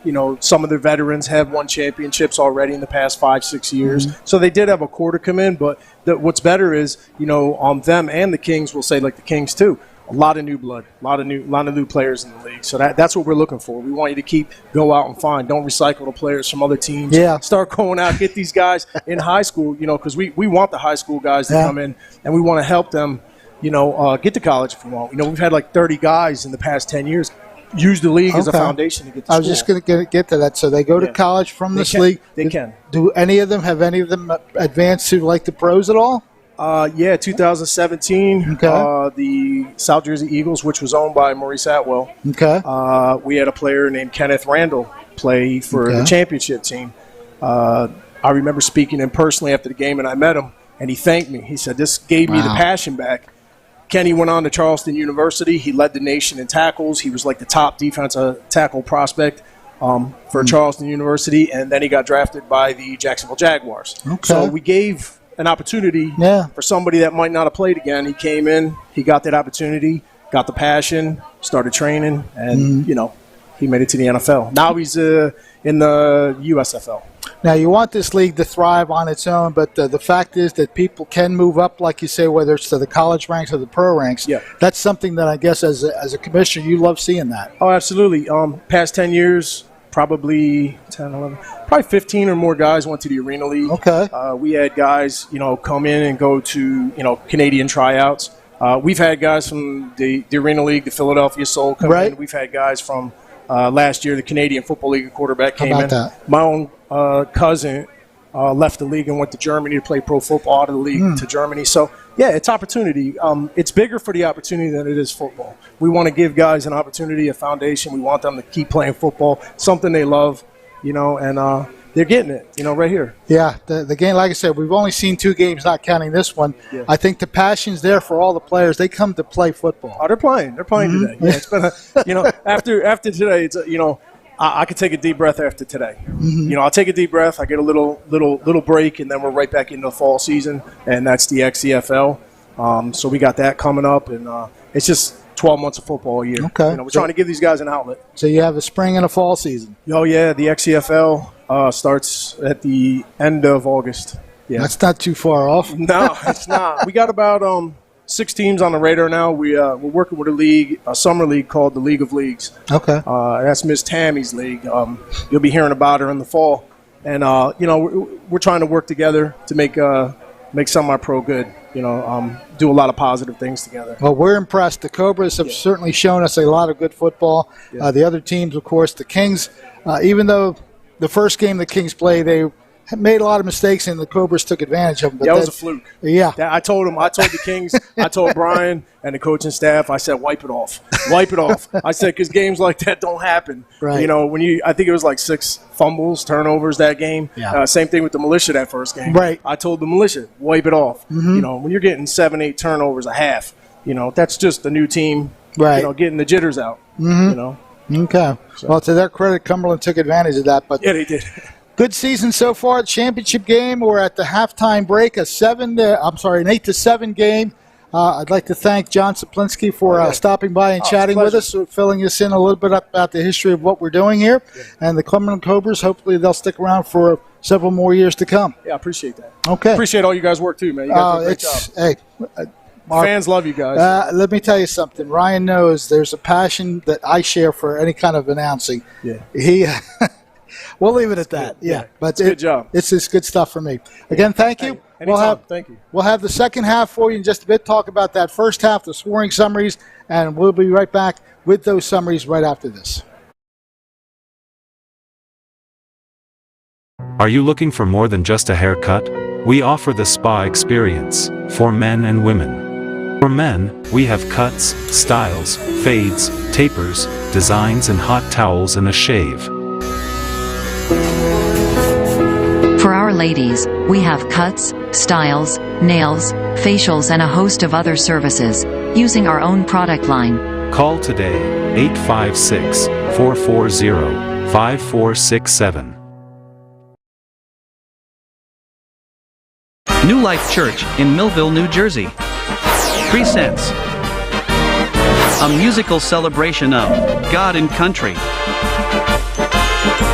Join us on July 2nd for our musical celebration of the independence of our nation. We'll celebrate our nation's freedom and our personal freedoms through our salvation in Jesus Christ. It happens July 2nd at New Life Church in Millville, New Jersey, as we celebrate God and country. At Mintz Insurance, we're proud to have been serving our customers for nearly 80 years, offering 30 different insurance products for your auto, home, and business. And to help ensure that you're getting the best rates possible, we give you up to 3 quotes for every policy, so you can choose what's right for you. At Mintz, we're part of the community, local representatives, supporting events, and proud of it. It's part of who we are. Mintz Insurance. Call today and find out how we can help you save on insurance, or visit us at mintzinsurance.com. More than a century ago, General Tire was born, right here in America. Since then, we've made a name for ourselves by making tires you can depend on. Tires built to handle any road this country can throw at them, and relied on by every kind of driver. So you know that no matter where life takes you, with General Tire, anywhere is possible.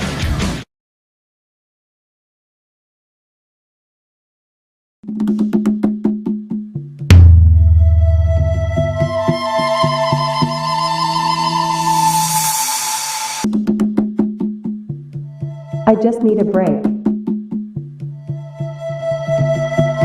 Will I have it tomorrow?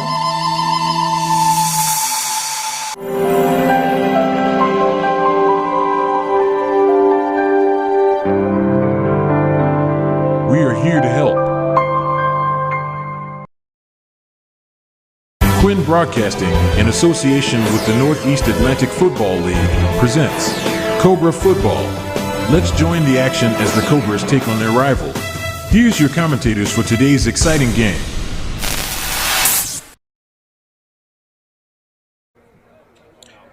Welcome back to Bridgeton High School, James Hursey Stadium, where we have the Northeast Atlantic Football League championship game between the Philadelphia Kings and the Cumberland Cobras. The Kings have that 1-point edge, 8-7.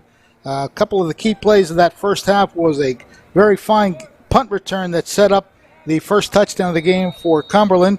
They went 4 plays, 32 yards to score, and a pass from Steve Chestnut to Andre Green led to their touchdown. The extra point kick was good, and they took the 7-0 lead. Now we have a return up the middle, 45-50 into Kings territory. A good return by Carlton Lawrence right up the gut.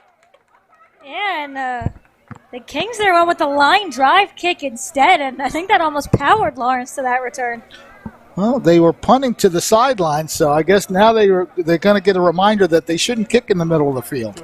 Yeah, and like I said, it wasn't even an actual kick. It was one of those like line drives where you want the clock to run. You know, you do that at the end of quarters. You're trying to get them to run the clock out. But interesting strategy on that one. And, yeah, they're going to find out that maybe that's not the right way to go. So it's at the 47-yard line of the Kings.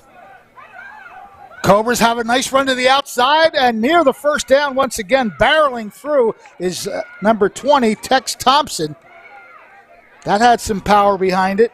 Yeah, you'll see Tex Thompson moving right here. Has a nice hole to the right side. There goes down, gets a couple more yards as he goes down. So it's 1st and 10, picked up enough for the first down. I formation, Chestnut over center. Again, they try that right side. This time, Philadelphia a little more prepared as Thompson really didn't get a chance to get started. Maybe picked up a yard. Good tackle there to prevent that play from going anywhere. 2nd down and 9. Glad to have you with us, no matter where you're watching from. And if you are watching on either Facebook Live or YouTube Live, feel free to let us know where you're watching the game from. Try to give you a shout out here and there. Terea Morgan is tuning in, so is Christopher Taylor. Glad to have all of you with us again. This time they might have actually got them. That Philadelphia defense has been jumping, or at least testing, that line of scrimmage. Now they're going to call a procedure penalty. So I guess one of the Cobras moved. Yeah. Okay. Well, they say false start. False start, and that is... So I guess they're saying they drew him off. Yeah. Okay, so 5 yards will be marked off against Cumberland. And the ball goes back to the 41-yard line. Oh, 2nd and 14 now.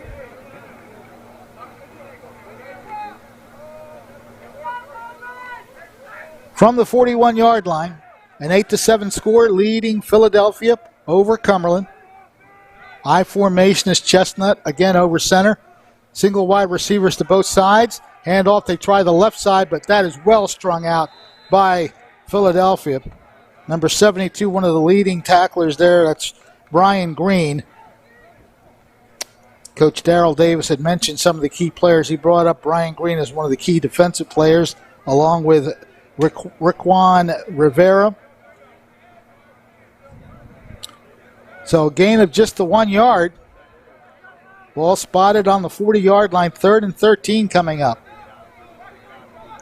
The Cobras want to find a way to, I don't want to say get back in it because it's only a 1-point deficit for them, but they haven't really been able to figure out their offense completely since that first drive, so they want to find a way to get down the field. Well, again, same formation. I formation behind Chestnut. Chestnut fakes the handoff. He's going to have to avoid the rush. The ball is deflected. His arm was hit as he tried to throw the football, so that'll pretty much end that play. Good defense again by Philadelphia. See if we can pick up the man who hit the arm. Good job of ducking inside. That's number 40 for the Kings. Okay, we'll have to look at this. DaCosta D. Green. So he deflects the ball, it hits the arm and makes the pass fall incomplete. 4th down for the Cobras. They appear to be in punt formation. Now some players checking in for them. Naeem Williams, number 27. Najir Pitts, number 29.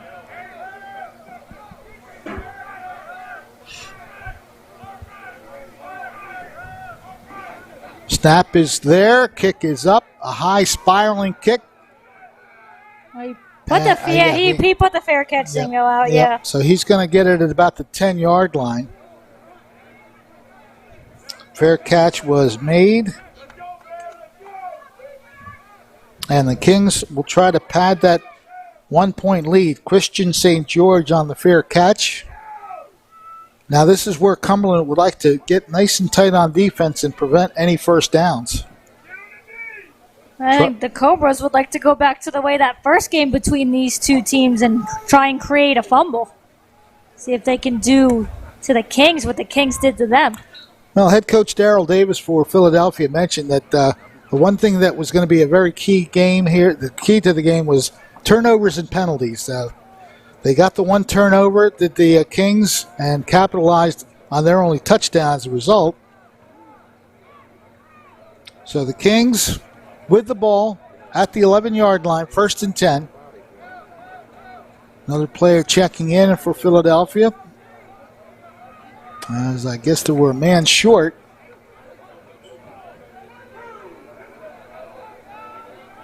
The back judge is starting that arm wave of a countdown. They do get the play off, and I don't know, it looked like some confusion. That was a low snap, it looked like, and Darnell Goddard had nowhere to go once that happened.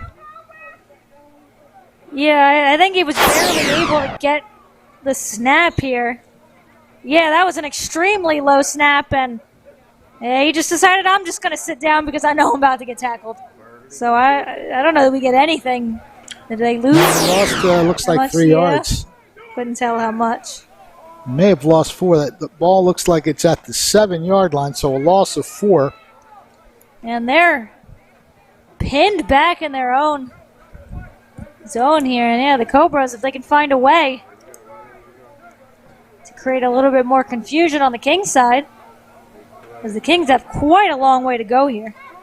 2nd and 14 from the 7-yard line. He's got some time to throw, and he throws it into no man's land. He had 2 receivers in that direction, but he put it between them. I don't think either one had a chance to catch that. Number 3 was Raekwon Pope, and number 2, the other possible receiver there. I know I saw a number 2 earlier. Now I don't see a number 2. Okay. Some comments from people watching. We see Junior's watching. He says, yes, good defense, boys. Probably referring to, I don't know who's he referring to. Christian St. George was number 2. That's the other receiver that did not have any chance to catch it. So here's a key 3rd down. 3rd and 14. Ryan Carney saying, let's go Cobras. There's a good chance for them to go right here. 3rd and 14. Back in the shotgun formation, and I think, that did look like a false start of some sort, and that is the call. That play looked awkward, and that's why, because everybody was not on the same page there. No, and they're about as close as they can get for it being Whereas if you're too close to the end zone, a penalty would be safety, right? They're about as close as it doesn't. It's only half the distance each time. I mean if you kept going back is what I mean. Mm-hmm. They're getting about as close as they can to being in the back of the end zone. Now, if the Cobras can induce a safety, they would jump in front by a point. Yes, those safeties come in handy. 3rd down from the 13, 3rd and 18.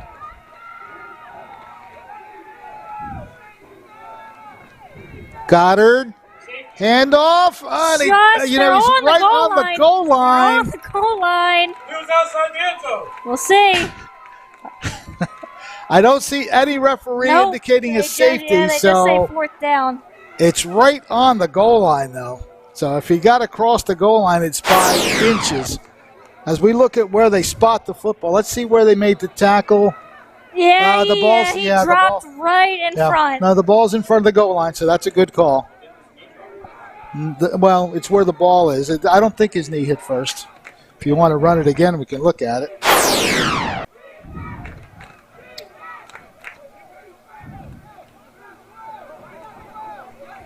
Nonetheless, it's 4th down. Let's see if we can see it here. He's in the... Yeah, the ball's already... the ball's across the plane, so yeah. But it's right there as far back as you can go. And we'll see what kind of punt he's able to get off as. And they're having a bit of an exchange problem with the players on the field. Snap is there. Kick is a low-line drive. Flag is down. The ball is going to roll out of bounds at about the 34-yard line. It'd be interesting to see what this call is. Of course, they don't have anywhere else to go. Yeah, if it's on the Kings. You can't really. False start against Philadelphia. So, well, now you're going to get the ball at the 34-yard line. That's what the Cobras have to consider. I'd just take the punt. Yep, take what you have, That's what they do. At what point, what else are you really going to get at that point? Exactly.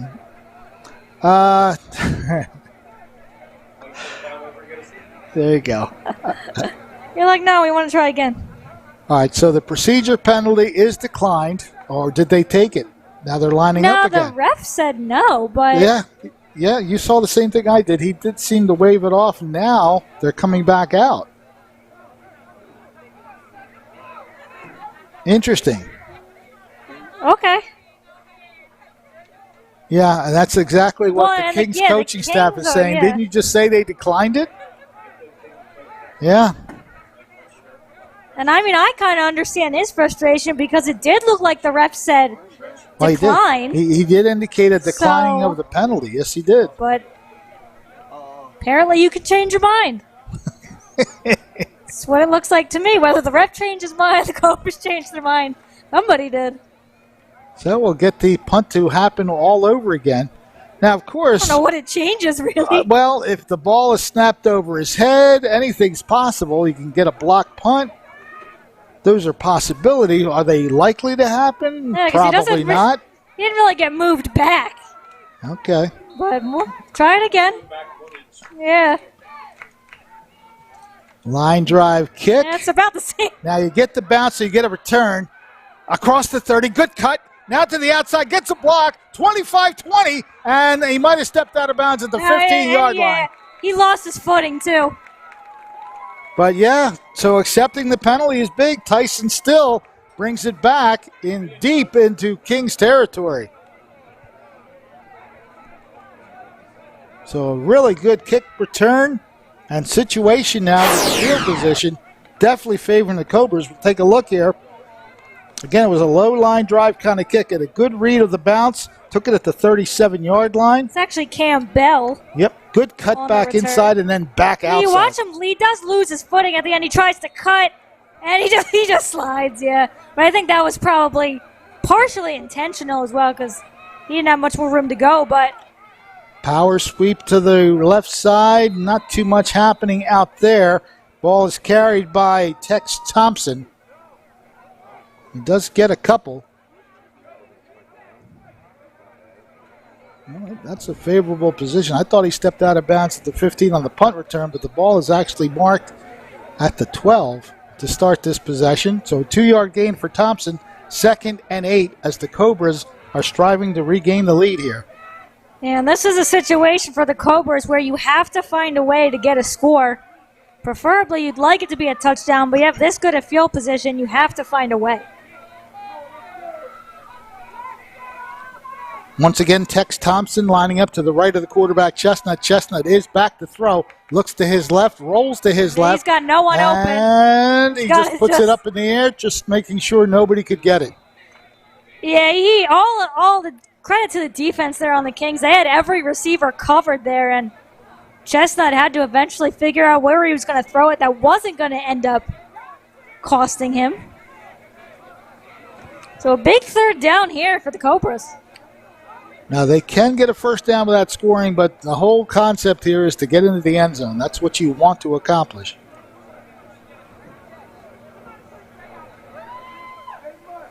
The 2-yard line appears to be where the first down would be achieved. So it's 3rd down and 8, squarely on the 10-yard line.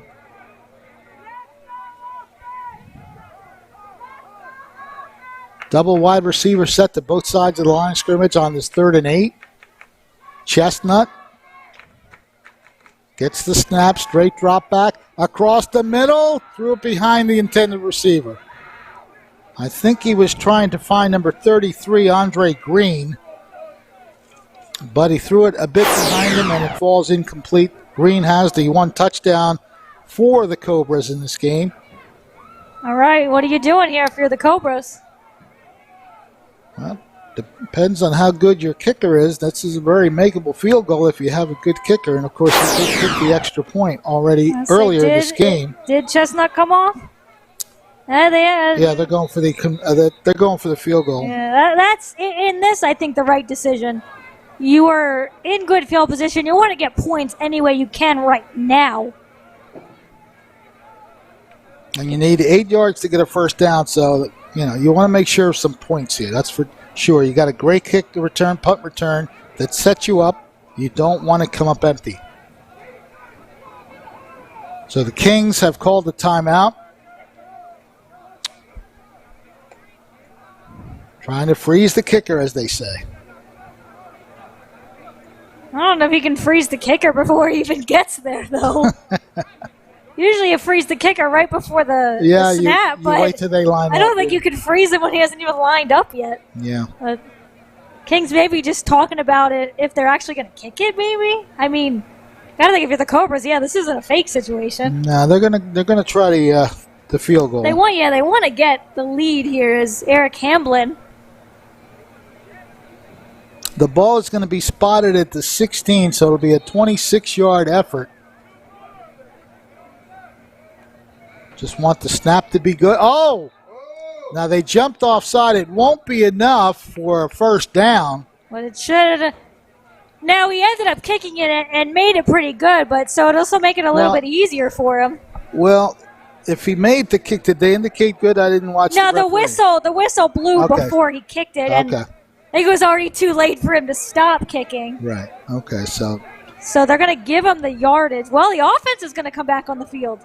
Interesting. Well, if you send back the offense onto the field, you better at least get a first down because you it's 4th and 3 now with the 5 yards. Yeah, about 5 yards, 4th and 3. So that's a bold call here. Yes, it is. Okay. So we'll see. Yeah, you only need 3 yards for the first down, but you better make sure you get him here. Cube Williams likes the decision. He says go for it.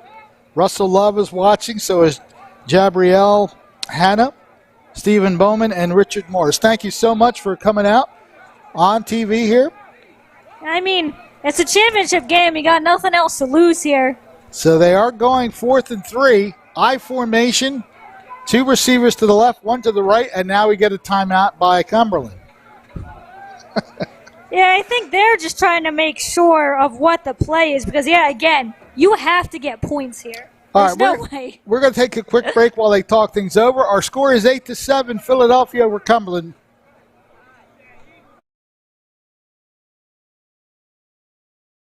Are you looking for great soul food? You found it at Soul of the Sea. Try our delicious seafood. 21 ingredients in our soul sauce. From fried fish and shrimp to our combo plate. We put soul in our soul food. And if you're a meat lover, we got you covered with our ribs and chicken plates. We feature great sides from collards to mac and cheese. And we have a whole selection of our homemade juices. Soul of the Sea, 622 North High Street, Millville, New Jersey. Quinn Broadcasting, in association with the Northeast Atlantic Football League, presents Cobra football. Let's join the action as the Cobras take on their rival. Here's your commentators for today's exciting game.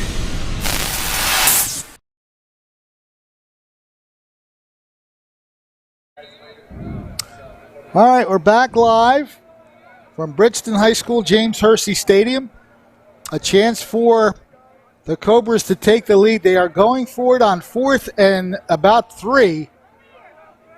They can get a first down without. Now there was movement. Now, was he drawn off? I did see the right guard or tackle move as well. Now, but if he who was went first? Yeah, if he was drawn off, they're going that's to call a it first. offside, and it's a first down. Well, I guess it worked out. I'm not sure why that front line of the Kings keeps trying to jump that way. They've done that about 5 or 6 times. Really catch it there, but I mean the decision they were to go for it on 4th down ends up working, but because the Kings were undisciplined. And that's part of the reason that the Cobras beat them in the first matchup this year. Penalties and turnovers. That's a big one right now. Gets the Yeah, you saw him squad. jump. You saw it. It was at number 50. He was at 58. I can't quite catch the number. So he jumped. But you saw, you saw the step. But he took a step forward. Okay. And well, this totally changes the scenario. 1st and goal from the 2-yard line. How the turns have tabled. That's what you're trying to say. We have too much fun here. Turntables. We are having too much fun with all these broadcasts. How the turntables. Well, the Cobras would like to have some fun of their own. 1st and goal. Chestnut trying to keep it. Cuts inside. Does he land on the end zone? Yes, he does. Touchdown, Cobras. Stephen Chestnut from 2 yards out. And the bold decision to go for it on 4th. I mean, they were given the first down by a couple of offsides from the Kings, but we should mention that actually I think that was still a 4th down play because it was half the distance to goal. Was it? And they didn't change it to a first down. We assume that. So yeah, it still says 4 on over our there. part. It does say 4th down, but they do get the touchdown. And, of course, if they didn't get the touchdown, it would be a first down anyway. They're discussing things over by the down mark. I'm not sure what it is they'd be talking about as Chestnut landed right at the goal line. And Chestnut's staying on the field, so it looks like the Cobras are going to go for 2. Yeah, they almost have to just to make it a. It'll make it a almost, 7-point game. Yeah. And you want to go for that one possession, so. Chestnut looks to his right, now swings over to his left. Trying to loop the ball in, and it is knocked down. Actually intercepted, but it doesn't matter on the 2-point conversion. Yeah, again, Chestnut didn't have anybody to throw to on that one. As the defense for the Kings really blocked off the receivers. Yeah, they have some pretty good defensive players. As we mentioned, Brian Green and the other defender, Jalen Sutton, was somebody that the coach mentioned, the defensive back. I don't know if that was number 1. Let's see whose number it was that was in the back there. Yeah, this is the touchdown. Okay, Chestnut. Yeah, he crosses. You see him cross the plane. Yeah, very, very easily. Oh, yeah. He stretched the ball over the line. That's a touchdown. Well, they don't get the 2 points, but they take the lead on that 3-yard touchdown run by Chestnut. Stephen Chestnut getting it across the goal line, and with a timeout on the field as we watch this 2-point play. Okay, we're taking a look at the 2-point coverage. Looked to his right first, and then he just tried to loop it in. Yeah, he tried into that to. spot. Yeah, right there. You see him try to call his receiver. 42. That's 42 who made the play. Yeah, we're going to try to find it because it's alphabetical. That's Brian Gibson who ends up coming away with we'll call it interception, but doesn't matter on the 2-point conversion. But you saw Chestnut. He looked like he was trying to get Jackson open. And I think was just kind of hoping he was going to be able to pull away.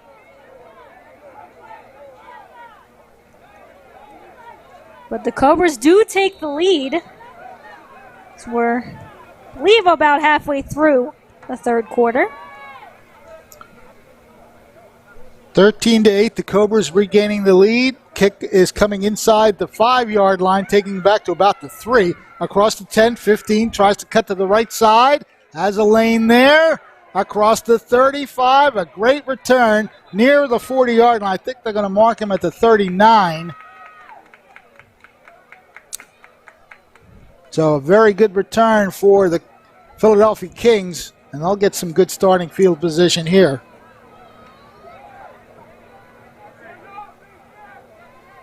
They are spotting the ball, so we don't know exactly where it's going to wind up. Looks like it's going to be the 38-yard line. 1st and 10 for Philadelphia at their own 38-yard line. Now trailing by 5, 13-8. See what the Cobra defense can do. Just under 7 minutes or so left in this third quarter. Championship game, inaugural season for the Cumberland Cobras. They'd love to put the final touches on a very great opening season. But the Kings will have something to say about it as they have possession at their own 38-yard line, 1st and 10. They flood the right side of the line with 3 receivers. In the shotgun formation on 1st down. Ball is handed off and breaking tackles. He didn't get to the line of scrimmage, I don't think, but the fact that he got as far as he got based on how that play started was a miracle. Yeah, because to me it looked like he was taken down almost as soon as he had the ball, but then he was still going. But yeah, I don't know that he really went anywhere. Well, they're going to spot it pretty much at the original line of scrimmage. So no gain officially. It's 2nd down and 10. Again, the Kings really haven't been able to get that running game going, but still trying to make it work. The Cobra defense has been all over it. Yeah, these two defenses have certainly played a game, both sides getting things done defensively. 2nd and 10. Well, they load that side again. This time they go left side with the 3 receivers. Quick toss! No, sir! No, sir! I think that was Elijah Williams, number 13, who was right there and denied the pass completely. There he is. Well, number 10. Number actually, 10, okay. Shaheed Cheeseborough. I thought it was 13, but it's 10. Yeah, watch him come across here, and, yep, he just emphatically smacked that down. Kind of a thunder block, if you will. Yeah, Cobra block, I guess. Cobra strike, maybe? I think we go Cobra strike. 3rd and 10 from the 38-yard line for the Kings. Darnell Goddard awaiting the shotgun snap. Again, 3 receivers to the left side and a whistle before the play gets going. More than likely, that will be some kind of false start. Well, the officials are going to talk about it. Yeah, but usually when you stop the play, it's typically on the offense. Oh, no, they say encroachment. Well, then why wouldn't you give the guys a free play? Wow. Is there certain defensive penalty? There's certain encroachment, neutral zone infraction. One of those stops the play. I know that, typically. But well, that'll make it a more manageable 3rd down. It's 3rd and 5 for the Kings at their own 43-yard line.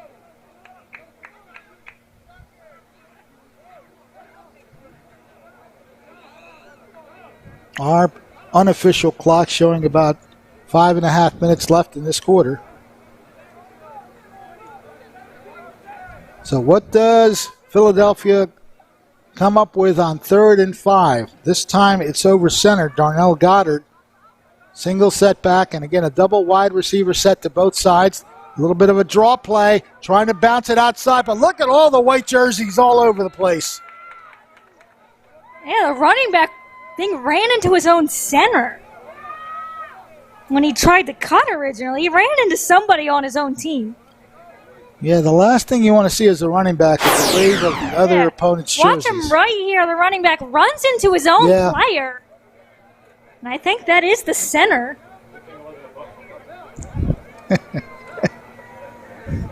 So that play loses 4 yards. And Philadelphia now lining up in the punt formation. Back to receive the potential punt will be Carlton Lawrence, number 1. And we've already seen what Lawrence can do when he gets time and space. We'll see if the Kings decide to punt it to him this time. Well, they did on the last one. Yeah, And I don't think you'll see that again. I think they should know by now that that maybe isn't the right call. Campbell is joining Lawrence as a potential return man, but again, we'll see if they even get a chance to return this. No, it is in the middle of the field, but it's a short kick. Taken by Lawrence. Avoids the first tackle across the 30. He avoided 4 tacklers before getting tackled at the 39. And I'm not sure. They got step out before, because he's a little upset about something.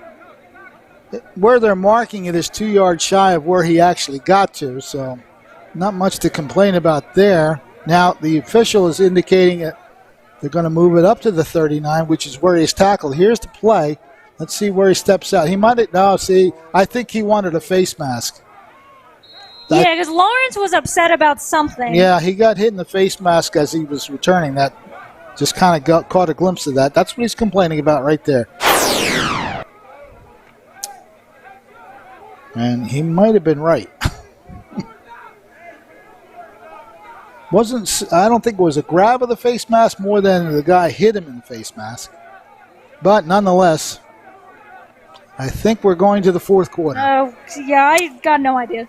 Well, everybody's putting up four fingers, which usually means fourth quarter.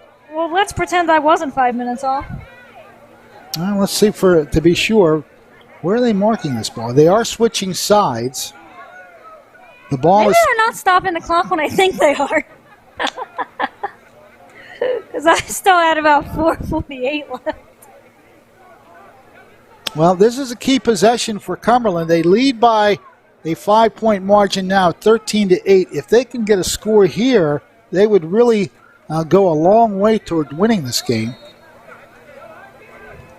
And neither team has really been able to pull away. And we kind of expected a tight game between these two teams. Two really strong defenses. And we're getting that, and this is going to be quite a finish between these two teams. The Cobras would love nothing more than to put a touchdown on the board on this drive. Starting the fourth quarter, leading 13-8 in the championship game of the Northeast Atlantic Football League. Handoff, met behind the line of scrimmage, and he is going nowhere. He's going to lose a couple of yards. That time it was number 20, Tex Thompson. Didn't really get a chance to get started. Yeah, the Kings were all over that play from the beginning. So it's a loss of 2 yards. Ball is now at midfield.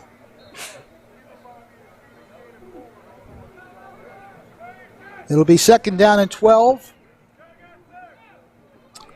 Other than the fact that it is hot out there, we have a perfect day for football now. Nary a cloud in the sky, blue skies. Great day for a championship football game. It's nice to finally see the sky after a couple days. Second and 12. Stephen Chestnut awaiting the snap. Straight drop back. Looks to his left, has a man open. Unfortunately, he didn't give him a chance to catch that on that throw. Intended for Tamar Jackson.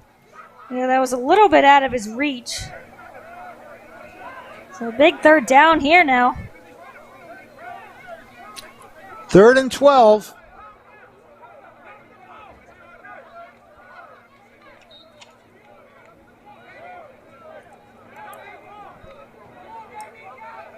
Ball is at midfield, early stages of the fourth quarter. Chestnut checking into the huddle with the next play for his squad.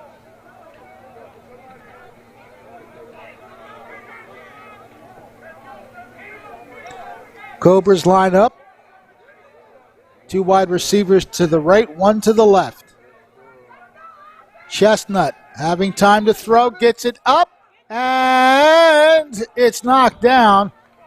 The only man who really had a chance to catch that was number 20 for the Kings, actually.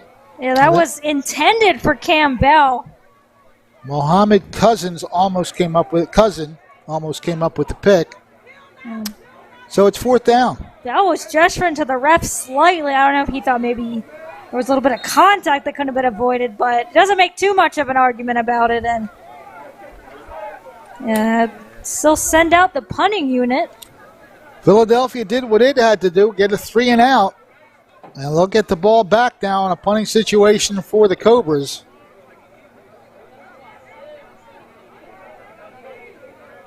Back to receive the kick is Christian St. George.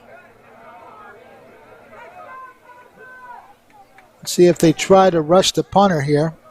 They do come after it. They don't get there. The kick is going to bounce inside the 30 and go out of bounds. Well, they're going to mark it to 25. I thought it went out of bounds at about the 22, but... it went out a little bit before and kind of rolled out, but... Okay. We're going to take a break here. Our score, the Cumberland Cobras lead the Philadelphia Kings 13-8. Fourth quarter action coming back in just a moment. Are you looking for more than just a haircut? We offer the spa experience for men and women. For men, we have cuts, styles, fades, tapers, designs, and hot towels and a shave. For our ladies, we have cuts, styles, nails, facials, and a host of other services, using our own product line. Call today, 856-440-5467. Quinn Broadcasting, in association with the Northeast Atlantic Football League, presents Cobra Football. Let's join the action as the Cobras take on their rival. Here's your commentators for today's exciting game.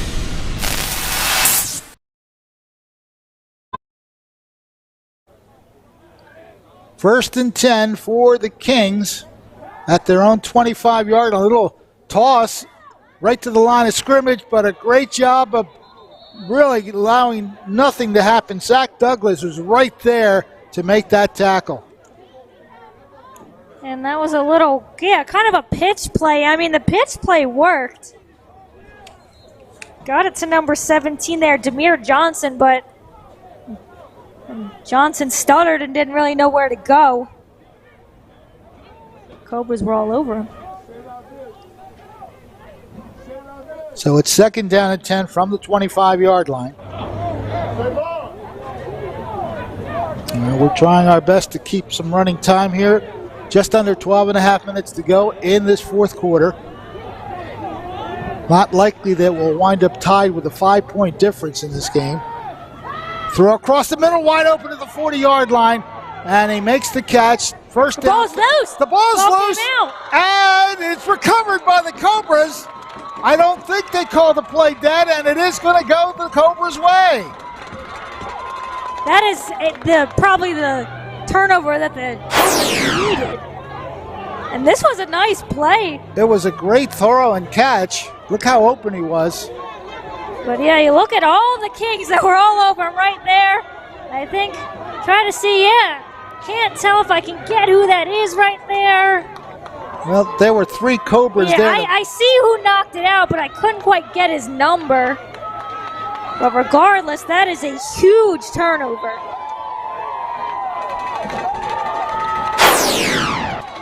That was a great play by the Kings to get that first down, but the defense knocked the ball loose and the Cobras recovered. Yeah, we thought the defenses were going to be the stars of the show in this one, and they have been so far. We await the placing of the football. It's going to be at the King 49-yard line. So again, another opportunity for the Cobra offense to pad that lead. And each team now with a fumble recovery. The Kings turned theirs into a touchdown. Cobras have a lot more room to go on theirs, but... Handoff, cutting up the middle. Maybe a 3-yard gain or so. They've really been relying on Tex Thompson for the running game, and he's gotten some tough yards. Looks like they're only going to give him credit for 2 as the down marker is at the 47. I mean, yeah, still too much time on the clock to really try and run it. But Regardless, the Cobras have to try and find a way to get yardage. That's been kind of their problem on offense recently. 2nd down and 8 from the 47-yard line of Philadelphia. Cobras leading 13-8. Chestnut hands off again. Thompson dove for that one. He just dove into the arm of a King defender. What, I don't think the ground liked the fact that it was hit that hard. The ground's complaining because Thompson landed really strongly at that 45-yard line mark. They're going to give him to the 44. So it's a gain of 3. 3rd and 5 for the Cobras.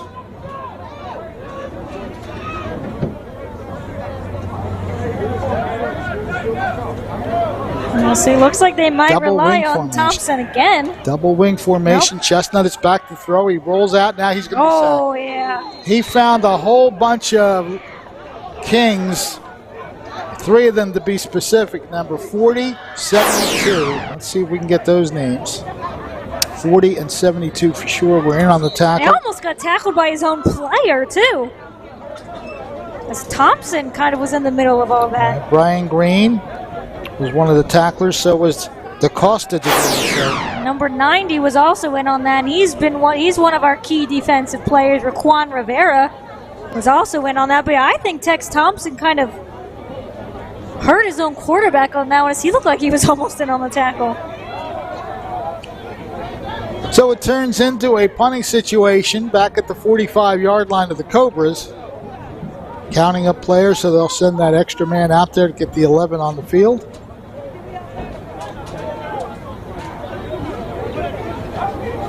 And now we should have a flag of some sort there at the far side of the field. They were tangling. And two players are. Yeah. I think 2 players got caught up with each other. That's not going to make much of a difference. The Cobras are going to get 5 yards, but they're still going to be 4th and 11. Frank Thomas, the second, and number 11 here. Abner Thomas looked like they kind of got caught up, and Thomas was the one who caught the worst of it as he kind of limped off on the side. But yeah, it's still going to be a punting situation here for the Cobras. Ball is at midfield now.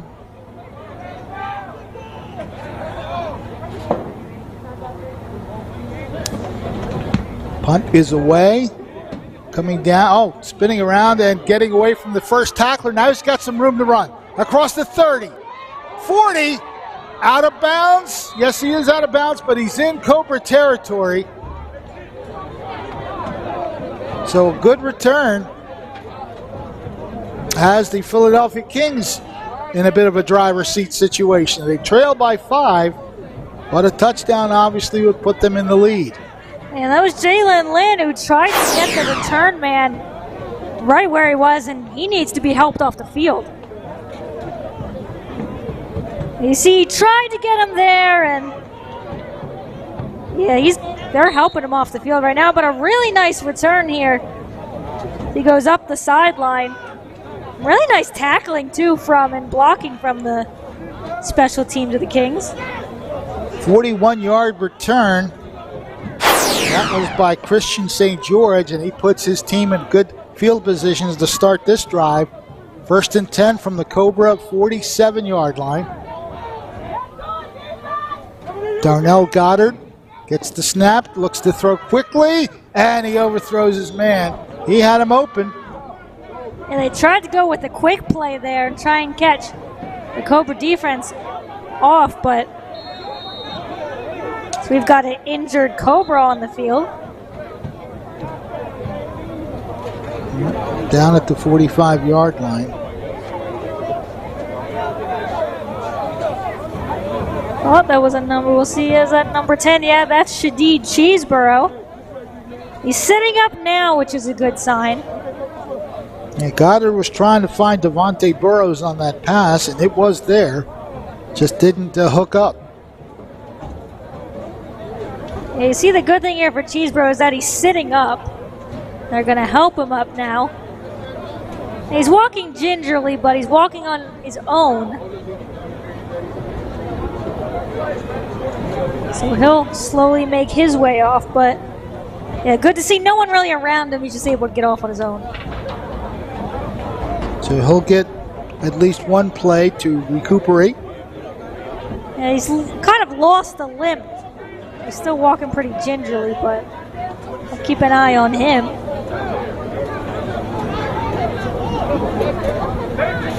So we reset for second down. It's second down and 10 from the Cobra 47. A 13-8 lead for Cumberland over Philadelphia. The third meeting between these two teams, and it's in the championship game. The two squads splitting the first two games. Exchange footballs.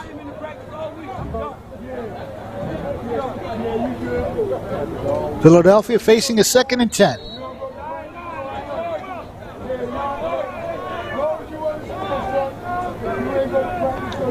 Looks like they have three wide receivers to the left side this time, one to the right.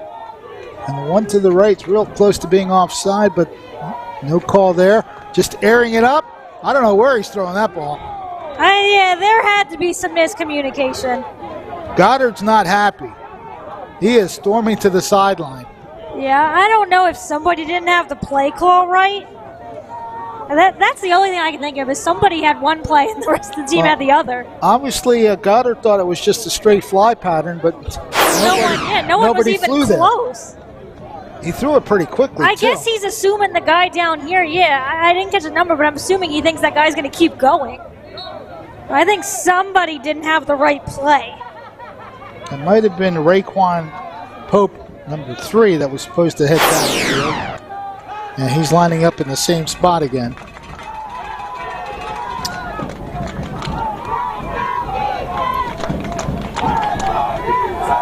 Third and 10 from the 47.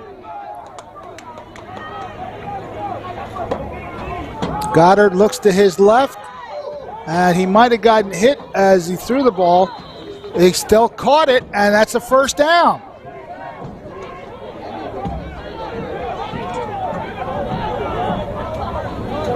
It wasn't the prettiest play you'll ever see, but it's very effective. It's effective enough for 15 yards and a first down. Yeah, he did get hit as he throws. You see the ball kind of wobbling, but... Yeah, that's a good play. Coming Tamar back. Jackson, who was on the coverage, but he just got switched all around. And allowed an easy completion there to number 2. That is Christian St. George. That was a good job by St. George to come back to the ball is what it was. So it's a new set of downs at the Cumberland 32. First and 10. Goddard again just putting it up in the air. And it is caught. A drop. Now, do they call that a completion now? Now, they make it pass interference here. Yes, they're going to give it it's against pass interference on the defense or offense. Wow. Yeah. Wow. That's a huge call. Right? Yeah, well. They're saying it's on the Kings. That's what she indicated. She indicated. Yeah, and I think I can see it. I think I can see it down there. I think I see him pushing off. Okay. It was a lot of contact, I can tell you that, so I'm not surprised there was a flag on the play. But it looks like they're getting Raekwon Pope on the contact. So the ball's going to wind up back at the Cumberland 47. And it will be first down at 25. God, I'm glad my math was going to be correct on that one. Well, they marked off 15 yards. Yeah, that's what I thought. I was just making sure. I like to wait till you say it before I hit the button, but that's a huge swing. Well, 2 interesting plays there. It looks like they were just, I don't want to say praying and hoping for some catches there. Yeah, I think they were trying to catch the Cobras off. Yeah, those last 2 plays are just that put the ball somewhere. Goddard. Again, looking down the field, almost a great catch.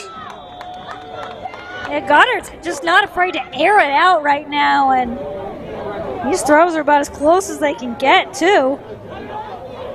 But just out of the reach of the receiver and kind of out of the reach of the defender, too. There's got plenty of time, steps up. He really aired one out, and it was just outside. That would have been an incredible catch. He did his best to try to catch that. And it ends up going off the hands of Kenzie Williams. So it's second down at 25. Yeah, Goddard sure isn't afraid to air it out right now. No. I mean, second and 25, you need the yards, so you just got to be smart with your deep throws. And his receivers are looking pretty sharp and trying to make these catches. Fake handoff. Gets away. Flips it, and I don't think did he catch that? I don't think he caught that. Well, I think they're gonna, regardless, he didn't get anywhere. Maybe back to the line of scrimmage or a yard short. Looks like they're going to mark him at the 48. to be honest, I didn't even think he caught that. Well, Cumberland will take the result. Loss of a yard. And now they do put it back at the 47. They pick up the flag. Didn't even notice that they threw one. So it's not. Isn't it third down? Yeah, I've got third down. Yeah. Now, down marker on the field says second down. So, Unless there was a. now they're changing. He goes. Okay, now he's changing it. Yeah. Okay. Third and 25 from the 47.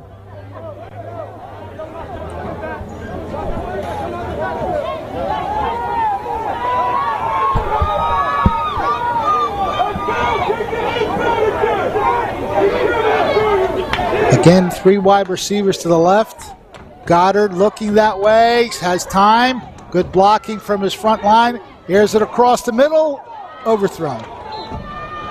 Yeah, Goddard had plenty of time to throw on that one, but couldn't find his wide receiver. Good coverage, too, by the Cobras. I think they had about 2 or 3 players on the receiver. Well, again, our time is estimated, so it's about 6 minutes left, 6:19, somewhere in that vicinity. 4th and 25. You might be at that point in the game where you might just have to go for it. Timeout for Cumberland. So we'll take it with them. A little more than halfway through the fourth quarter. It's 13-8. Cumberland leads Philadelphia. Back with the exciting finish right after this. New Life Church in Millville, New Jersey presents a musical celebration of God and country. Join us on July 2nd for our musical celebration of the independence of our nation. We'll celebrate our nation's freedom and our personal freedoms through our salvation in Jesus Christ. It happens July 2nd at New Life Church in Millville, New Jersey, as we celebrate God and country. At Mintz Insurance. Quinn Broadcasting, in association with the Northeast Atlantic Football League, presents Cobra Football. Let's join the action as the Cobras take on their rival. Here's your commentators for today's exciting game. Back at Jim Hursey Stadium, Fred Melendez along with Ariel Melendez. We hope you enjoyed so far what you've seen in this championship game between the Cobras and the Kings. It looks like they are just going to kick it. I mean, 4th and 25. As you talked about it gets kind of late in the game and you think about maybe it's your last resort, but I think they decide that's a little bit more than we want to work with. So they're in the punt formation. Almost offsides. Line drive kick and let it go to the end zone. That's it. I think at that point you kind of... You never want to feel the ball once it bounces like that because that could take any sort of hop off your arms. And that was a really good jump. I didn't catch the number on the Cobras. Almost jumped the line and almost ended up getting to the kicker. He timed that very well. So they'll spot the ball at the 20-yard line. And again, if the Cobras can get any kind of offensive thrust here, they can do a good job taking the remaining time off the clock. Yeah, they're going to, I'd assume, we're going to see a lot of Tex Thompson again. He has been the workhorse on the running game.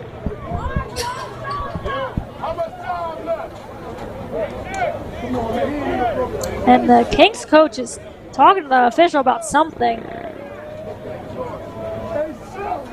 Yeah, anytime you see a lot of arm movement like that, that man's not happy about something.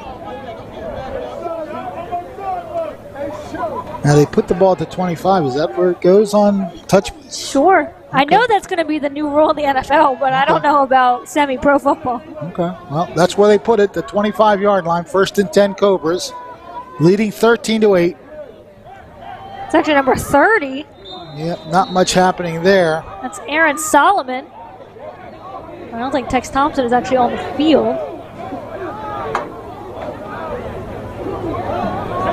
Yeah, you have to think they are going to run the ball quite a bit just to try and... Yeah, Thompson's going to come back on the field. All right, so no gain on the play, 2nd and 10.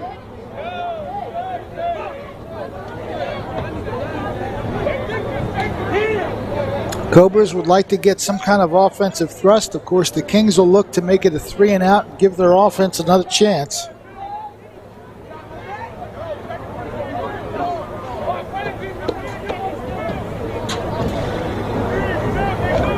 Cobras come up to the line of scrimmage for their 2nd down play. Yeah. What we've got is about under 5 minutes to go in the 4th quarter. Yeah, they say, but they're going to, That's... Somebody jumped. Well, the ball didn't get snapped properly. Yeah. The line moved, so that's going to be an easy 5 yards against the Cobras.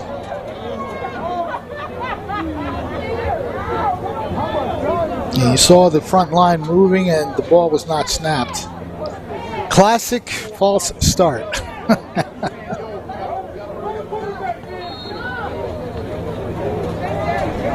So it's 2nd and 15 now for the Cobras. You see Tamar Jackson checking back in. Chestnut's tried to hit him a couple times. See if maybe they're thinking of looking at him again.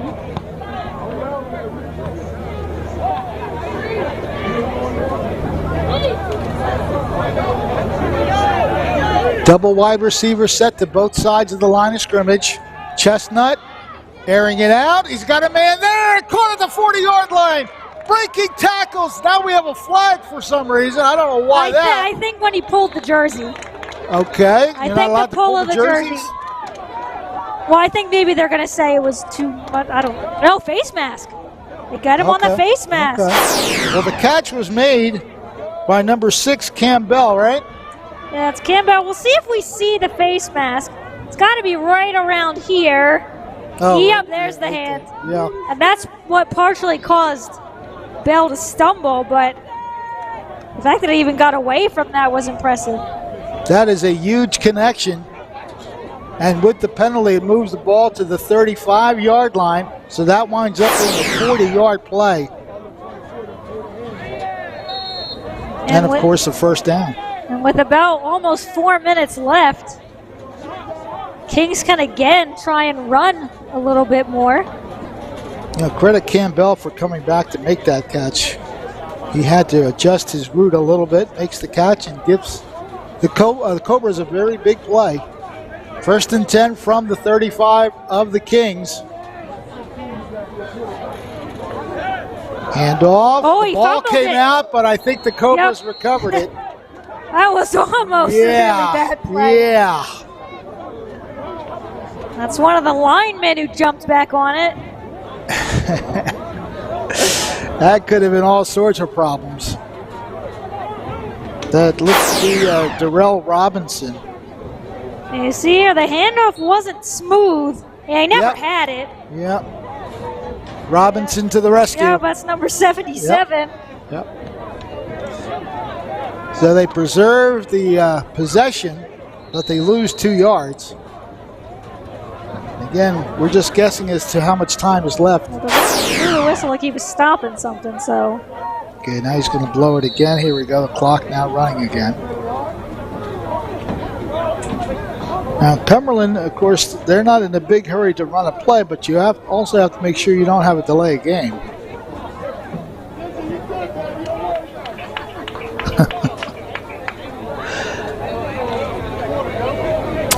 Kobe Chestnut doesn't look too happy about coming to the sideline.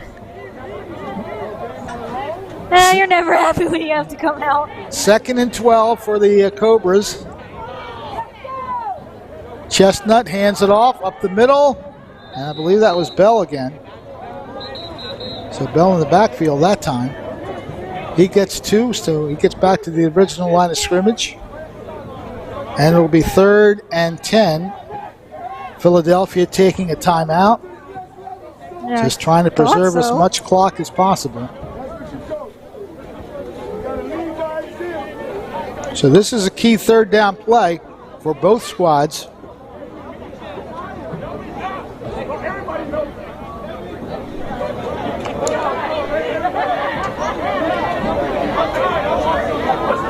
The Cobras on their side want to find a way to get a 1st down here to just almost kind of keep this clock running, but the Kings have a chance. It's only a 5-point game, so Kings would have to score a touchdown, but they'd have some time to work with. They can make the stop here. Make mention of the fact that Cube Williams is watching. He's certainly getting into the game with the comments he's making here. Make a play. Let's go defense. Come on, let's run a bootleg. I think he's encouraging both sides of the line of scrimmage for the Cobras. So it's 3rd and 10 now. Man in motion. Handoff. They try to run to the other side, but that's a good pursuit and tackle. Number 72 for the Kings. That is Brian Green. Again, the man that we mentioned earlier as one of the key defenders for Philadelphia. Makes a very good open field tackle. And the Kings call another timeout just to stop the clock. We're exactly at the 2-minute mark, at least on our end.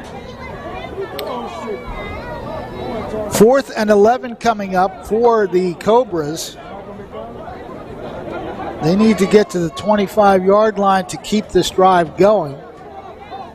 Don't know that they're... No, Chestnut wants to stay on. Chestnut says, no, let me stay on. Yeah, he wants to stay on the field. They were good. Looked like they were going to send the kicking unit out, but Chestnut, very animated to his head coach, said, no, I want to stay on. Yeah, he's still trying to... I think he gave in. And the coach said, all right, but you better make something happen. 4th and 11, not exactly an easy play here to make. And they're sending in some new players, are the Cobras. Or at least but all one we're new paying player. attention to, Steven Chestnut. So he looks like he got his way, but if he got his way, he better have a way. As if not, I don't think that's going to be a very happy head coach. Well, I can hear the Jets head coach. You want to win the game. What did he say? Can't. Oh, they are. He fake punts. Yeah. Not a bad idea. Okay. And that's ball going to be down inside the 15-yard line. Not a bad strategy. So was Chestnut like, just let me kick it then? Well. He's like, they're going to think we're going for it, so they're not in punt position. So they're going to force Philadelphia to go a long way for a touchdown. A field goal does not help the Kings, so they have to go for the 6. Yeah, I mean, that is an interesting way to go about it. Is I guess their strategy is the Kings think they're going to go for it on 4th down, and Chestnut's like, well, you're not paying attention to that, so I got an easy kick here, but it's bold to hope you get the kickoff. Well placed, too. That ball's at the 12-yard line. Yeah, 1:32 unofficially. There may be a bit less time than that on the actual clock, but the Kings got to go a long way here. They start this drive at their own 12-yard line, trailing by 5. Late stages of the 4th quarter. You see the Cobras on the sideline amping up the fans here. I think he's trying to get off the field, and he does. The back judge is not. Now we get a whistle. The Cobras are finally going to call timeout. Not sure why they would, because that play looked like it was taking a long time to develop. Oh, no, I think somebody's hurt. Okay. Yeah, he's down, stretching out the leg, so I think they were almost forced to take it. Okay. Yeah, because that play was run a lot of clock down. At least, again, from our unofficial standpoint. That's now 1:11 left on the clock.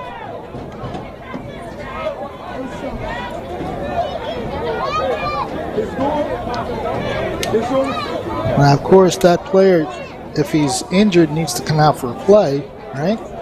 I didn't catch the number. Yeah, no, I think he's coming, yeah. Okay. Is that, Yeah. is that the other chestnut again? Think had to step off? All right, so here we go. 1st and 10 from the 12-yard line. Philadelphia trailing by 5. 13-8 the score. Yeah, they're not exactly in a hurry, so I have to wonder if there's more than a minute. Throw is almost intercepted. That would have sealed it. Oh, my. If you're Tamar Jackson. Tamar Jackson probably thinking, oh, I just gave this one away. Yeah, that was right to him. Yeah, that Goddard just threw it right to Jackson, but it just went through his hands. Yeah, he's going to see that one in his nightmares. Yep. Well, if the score doesn't change, he'll be okay. But any player wants to make that play, seal that victory. But the Kings still have a chance. 2nd and 10 from the 12.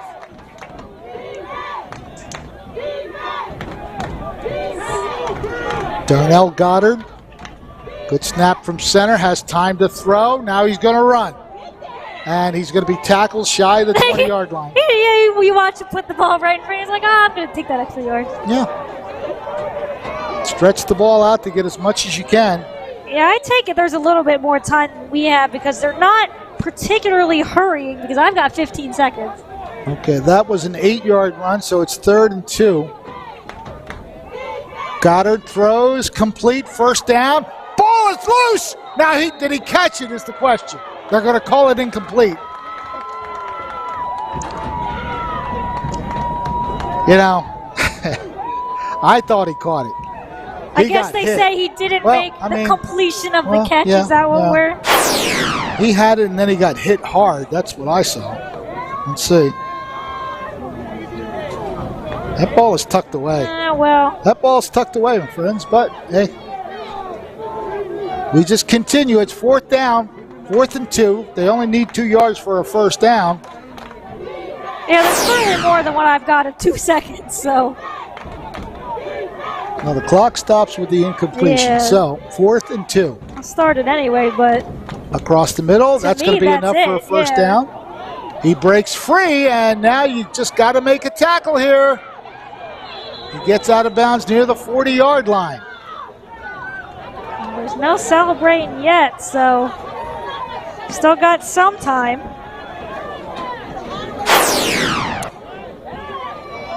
Yeah, they had him tackled here.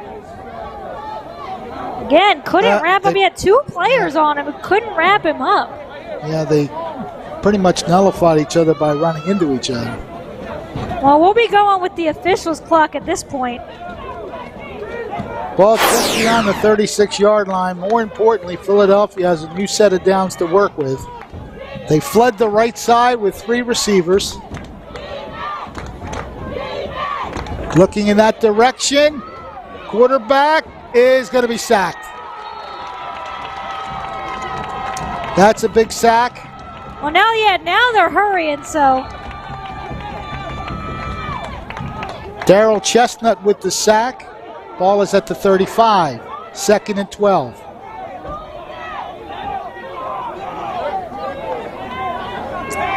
In a position where they have to throw the ball. He's going to get sacked again. And yeah, Goddard is not happy. The frustration is there because he just flung that football. Sack made by number 10, Shadid Cheeseborough. Yeah, got him right from behind, and Goddard almost lost the ball, too. And that's it. The officials doing the circular motion saying time is expired, and the Cumberland Cobras in their inaugural season will wear the championship crown. I didn't catch the color of the Gatorade, but we got the Gatorade shower on the field. What a season for the Cumberland Cobras. Coming in against a well-established Philadelphia Kings team, and remember the first time these two teams faced off, we had a lot of trash talk, and I think the Kings were like, we've won more than you guys, we're champions, but not today. They were also unscored upon in those first 3 games, so they did come in with a lot of momentum, undefeated and unscored upon. But again, some tough things happened to the Kings with the penalties and turnovers. Cobras certainly took advantage and won that game. But to their credit, the Kings came back and won a tight game in the rematch in Philadelphia, 20-14, setting up this championship match. And I really had to tip the cap to both squads, defensive especially. The defenses came to play. Not much of a scoring output. 13-8 is the final score. But the Cobras did enough offensively to win the game, and they are champions of the Northeast Atlantic Football League in their inaugural season. And this was exactly what I think we expected, a defensive battle. Both of these squads have a lot of key players on defense, and that really was the story, as they didn't really have much offense. A lot of that came in the beginning of the game on the touchdown and the fumble, and kind of neither offense was really able to get things going after that, but the Cobras defense came up when it mattered most. And they get a championship in their first year. That's something to hang their hats on. 2 very key sacks to make sure of the victory. The Gatorade, I can't say champagne, looks like the Gatorade is being There was plenty of ice back. in that too, yeah. Yep, lots of ice near midfield. And again, I always like to see what they're doing right now. The sports, these players know each other because some of them have played together, according to our league commissioner. They played on other teams, so they know a lot of the key players on all these teams. And some good respect shown by both squads as they go through the handshakes. There you see Chestnut being patted on the back by one of the Kings players. Yeah, that's the good thing to see here too, is obviously both teams wanted to win this championship game, as we see the trophy heading onto the field now for our trophy presentation. But these are 2 teams that have fought hard all season long, and to be able to see that kind of sportsmanship, that's always something you like to see. Well, it was the key 4th down play that led to the victory, the winning score. Stephen Chestnut running it in from 3 yards out, just stretched the ball enough to put the ball right on the goal line, and that was the decisive score. As we see the celebration going on, the presentation of the trophy will be handled very shortly. I think I see it on the field right now, being carried. So take a break and be right back to it. We're going to keep going. Okay, very good.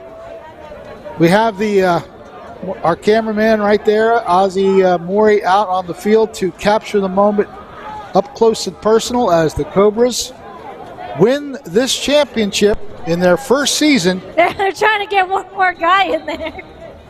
As that was number 77, Darrell Robinson, who was just laying on the ground. Guys said, come on, let's go. Yeah. We got the trophy. You worked hard all season long to get here. You want to be involved in the celebration, that's for sure. I think we'll, in a second, just let the screams tell you the story. Yep.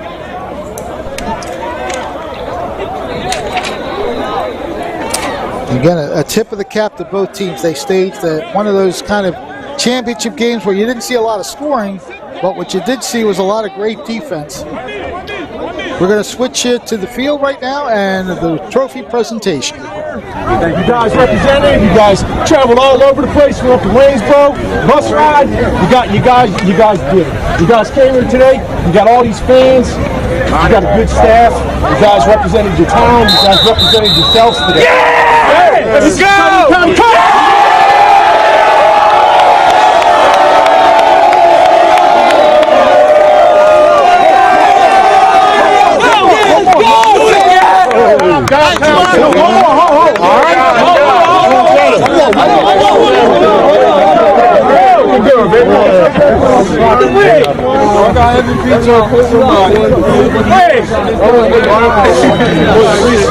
Two touchdowns today, Stevie Chestnut.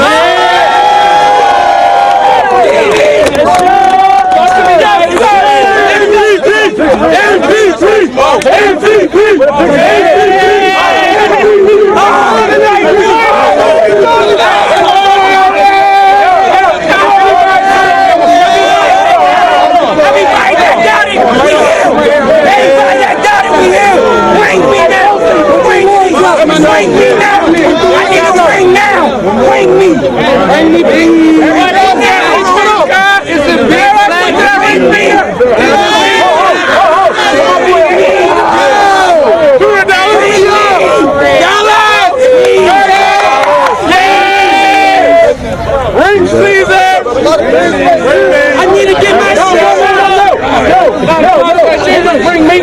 king me?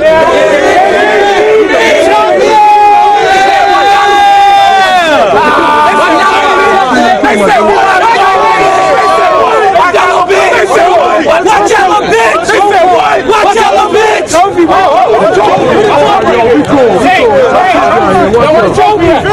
Watch out, y'all got children out here. Good. Oops, sorry.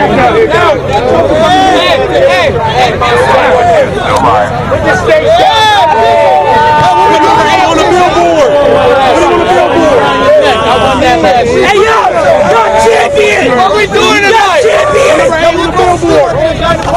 I'm taking this home.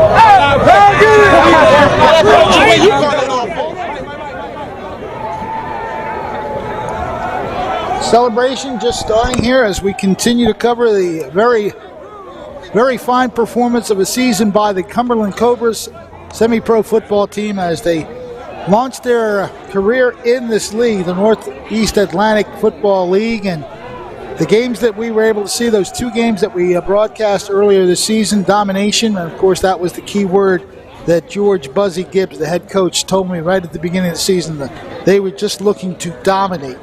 He just emphasized the word dominate. And I can't say they dominated in this championship game. Neither team did.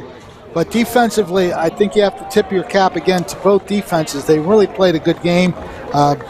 Turnovers turned out to be part of the story. The Kings scored their touchdown via a turnover where they had just they got a turnover at the 20-yard line of the Cobras, and they turned that into a lead touchdown when they worked up the two-point conversion that was successful. Darnell Goddard passing to Demir Johnson for the touchdown, a 20-yard touchdown play. And then it was number 25. I didn't put his name down. We'll get his name here. He was the one that ran the ball in. 25 for Philadelphia. Okay. Maybe that's why I didn't write his name down. I don't have a 25. Okay. But he made the two-point run, and that gave the Kings an 8-7 lead. That lead stood through the second quarter, and early in the third quarter, the Cobras got the touchdown that is the final difference in this game on 4th and inches from the 3-yard line. The MVP, they did claims to name Stephen Chestnut as the game MVP. He's the one that scored the winning touchdown. Just stretching the ball over the goal line. That's all you have to do, as they call it, breaking the plane. And that's exactly what it did. Now, he had gotten a first down either way, but the fact that he was stretched just enough to get the touchdown turned out to be the key thing. The two-point conversion was not successful, but the defense made it stand up, 13-8.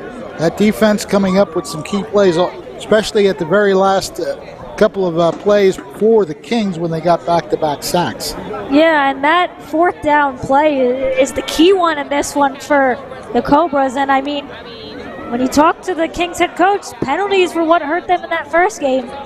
Penalties are what hurt them again, because those two offsides calls end up allowing Chestnut to walk it in and stretch it out on that one. So while Chestnut made a really good play on it, it's the Kings defense that, again, penalties cost them this one.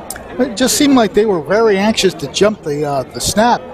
They didn't get called very often on it, but there were many times when they would jump in the snap and looked like they got inside the what they call the encroachment zone, but neutral zone. All right, we're going to take a break and be back with more conversation. A very big day for Cumberland as the Cobras win their inaugural season championship 13-8. Back with more here on Quinn Broadcasting in just a moment. We're proud to have been serving our customers for nearly 80 years, offering 30 different insurance products for your auto, home, and business. And to help ensure that you're getting the best rates possible, we give you up to 3 quotes for every policy, so you can choose what's right for you. At Mintz, we're part of the community, local representatives, supporting events, and proud of it. It's part of who we are. Mintz Insurance. Call today and find out how we can help you save on insurance, or visit us at mintzinsurance.com. More than a century ago, General Tire was born, right here in America. Since then, we've made a name for ourselves by making tires you can depend on. Tires built to handle any road this country can throw at them. and relied on by every kind of driver. So you know that no matter where life takes you, with General Tire, anywhere is possible.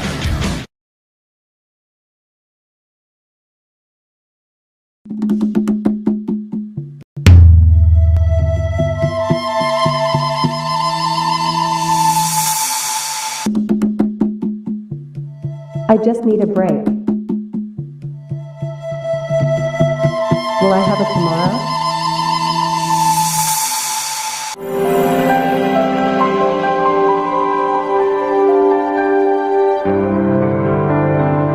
We are here to help.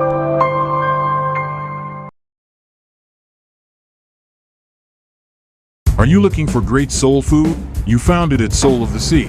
Try our delicious seafood. 21 ingredients in our soul sauce. From fried fish and shrimp to our combo plate. We put soul in our soul food. And if you're a meat lover, we got you covered with our ribs and chicken plates. We feature great sides from collards to mac and cheese. And we have a whole selection of our homemade juices. Soul of the Sea, 622 North High Street, Millville, New Jersey. Are you looking for more than just a haircut? We offer the spa experience for men and women. For men, we have cuts, styles, fades, tapers, designs, and hot towels and a shave. For our ladies, we have cuts, styles, nails, facials, and a host of other services, using our own product line. Call today, 856-440-5467. New Life Church in Millville, New Jersey presents a musical celebration of God and country. Join us on July 2nd for our musical celebration of the independence of our nation. We'll celebrate our nation's freedom and our personal freedoms through our salvation in Jesus Christ.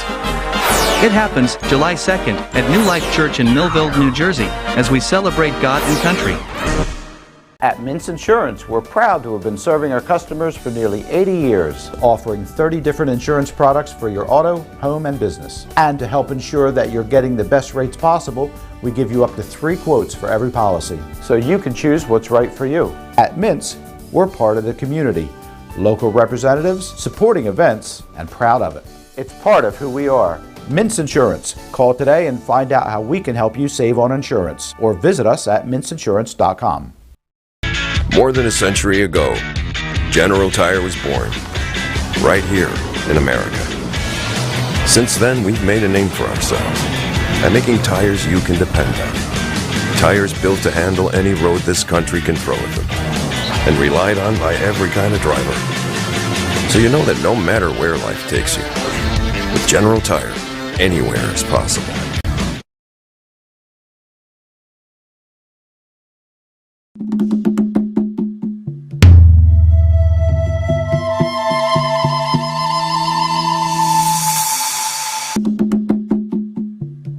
I just need a break. Will I have it tomorrow?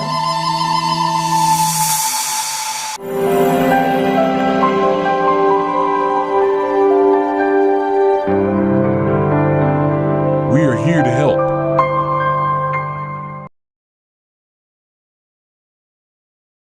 Are you looking for great soul food? You found it at Soul of the Sea. Try our delicious seafood. 21 ingredients in our soul sauce. From fried fish and shrimp to our combo plate. We put soul in our soul food. And if you're a meat lover, we got you covered with our ribs and chicken plates. We feature great sides from collards to mac and cheese. And we have a whole selection of our homemade juices. Soul of the Sea, 622 North High Street, Millville, New Jersey. Are you looking for more than just a haircut? We offer the spa experience for men and women. For men, we have cuts, styles, fades, tapers, designs, and hot towels and a shave. For our ladies, we have cuts, styles, nails, facials, and a host of other services, using our own product line. Call today, 856-440-5467. 5467. New Life Church in Millville, New Jersey presents a musical celebration of God and country. Join us on July 2nd for our musical celebration of the independence of our nation. We'll celebrate our nation's freedom and our personal freedoms through our salvation in Jesus Christ. It happens July 2nd at New Life Church in Millville, New Jersey, as we celebrate God and country. At Mintz Insurance, we're proud to have been serving our customers for nearly 80 years, offering 30 different insurance products for your auto, home, and business. And to help ensure that you're getting the best rates possible, we give you up to 3 quotes for every policy, so you can choose what's right for you. At Mintz, we're part of the community, local representatives, supporting events, and proud of it. It's part of who we are. Mintz Insurance. Call today and find out how we can help you save on insurance, or visit us at mintzinsurance.com. More than a century ago, General Tire was born, right here in America. Since then, we've made a name for ourselves by making tires you can depend on. Tires built to handle any road this country can throw at them, and relied on by every kind of driver. So you know that no matter where life takes you, with General Tire, anywhere is possible.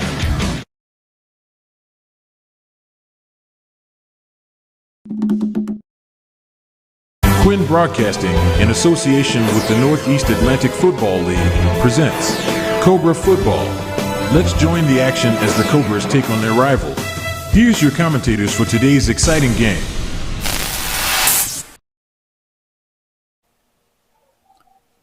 Well, we've had quite a day here at James Hursey Stadium, the home of the Bridgeton High School Bulldogs football team, and the Cumberland Cobras lit up this field when they had to. They scored the first touchdown of the game. They gave up the go-ahead touchdown and the go-ahead extra two-point conversion. Wasn't the extra point. I noticed they call that two-point conversions. But in the end, they took advantage of a third-quarter situation where they pinned the Kings' offense right up against their goal line, basically, and they had to punt the ball out of their end zone. There was a flag on the initial punt, and we thought that they would just take the ball where it was, which is around the 34-yard line. But they forced them to re-kick it, and they got a great punt return as a result. That set up what wound up being a 4th and inches kind of situation where they could have gotten a first down from the 3-yard line, but they got the 3 yards for the touchdown. Okay. All right, so we are going down to the field.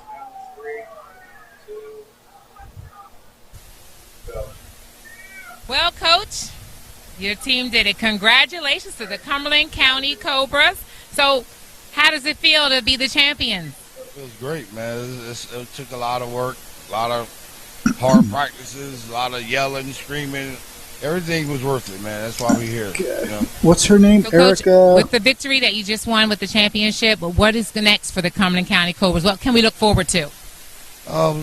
Look forward to a lot. There's a lot of big things we're doing, and even in the community, outside the community, we're doing a lot of things with this team. And next we got probably planning another national championship or something, the ACFA. So just look out, man. We got one more game, I believe. So, Coach, with this victory, you know, people are watching. They're wondering what's next, what's going on, how can they get involved. So if someone wants to get involved and they want to play for the Cumberland County Cobras, what do they need to do? Well, look out. Thank God for social media. So look out. You know, I mean, we'll be posting. You can go to our page on Facebook, the Cumberland County Cobras, or the CC Cobras. Just look out, and we got some big things coming. So I guess it's look out, because here comes the Cumberland County Cobras. They're not done yet, and I'm sure there's still great things to come. Oh yeah. That's it. Have a great day.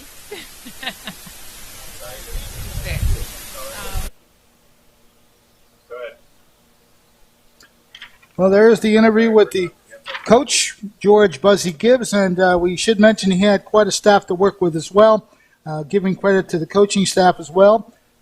Mike Gibbs. Sorry, I'm leaning out of the camera range. Sorry, that's what we do in live television, right? But George Gibbs, the word that he gave us was dominate at the beginning of the season. And again, their defense dominated when they had to win this championship 13-8.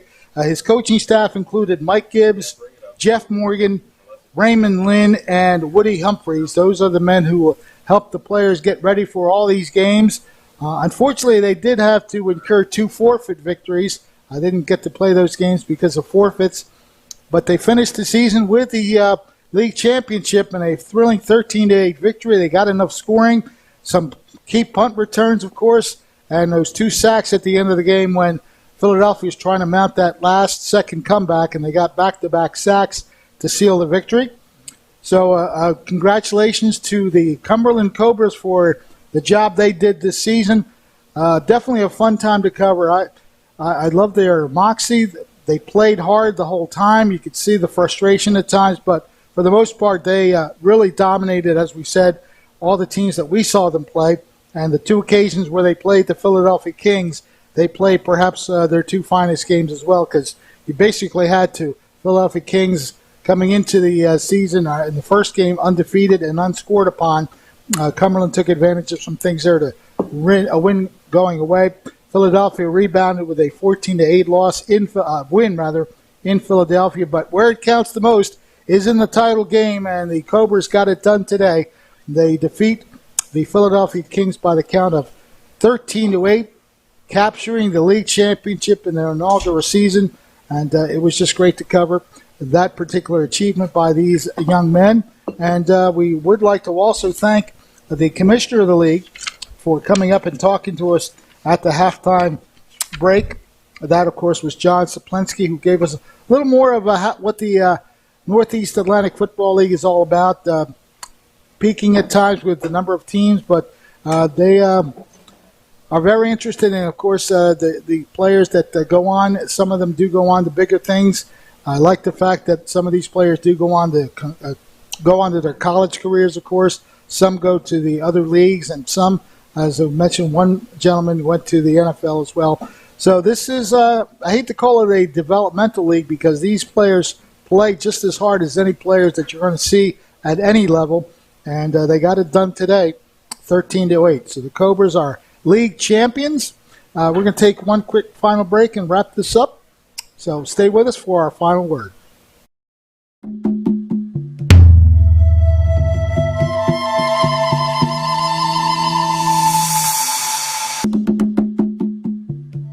I just need a break. Will I have it tomorrow?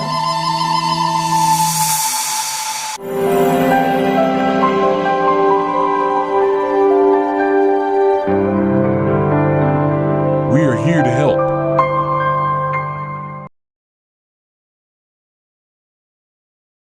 Are you looking for great soul food? You found it at Soul of the Sea. Try our delicious seafood. 21 degrees in our soul sauce. From fried fish and shrimp to our combo plate. We put soul in our soul food. And if you're a meat lover, we got you covered with our ribs and chicken plates. We feature great sides from collards to mac and cheese. And we have a whole selection of our homemade juices. Soul of the Sea, 622 North High Street, Millville, New Jersey. Are you looking for more than just a haircut?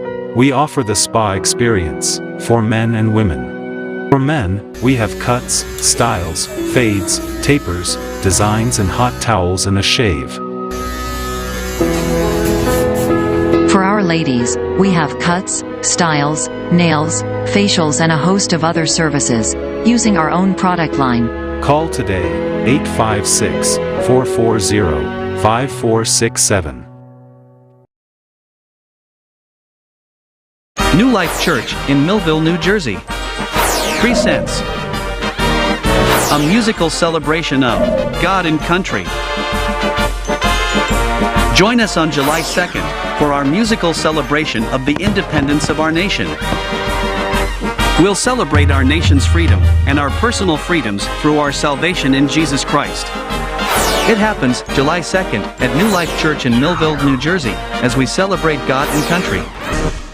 At Mintz Insurance, we're proud to have been serving our customers for nearly 80 years, offering 30 different insurance products for your auto, home, and business. And to help ensure that you're getting the best rates possible, we give you up to 3 quotes for every policy, so you can choose what's right for you. At Mintz, we're part of the community, local representatives, supporting events, and proud of it.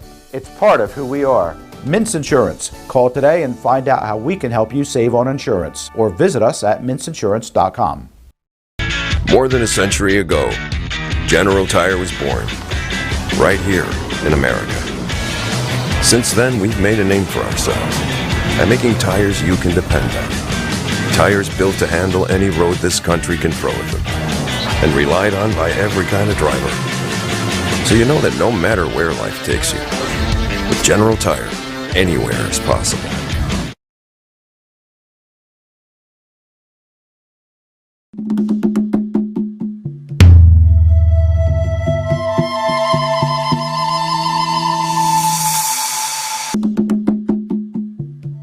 I just need a break. Will I have it tomorrow?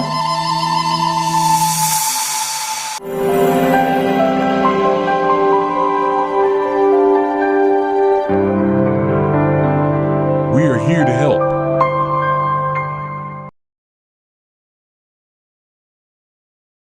Are you looking for great soul food?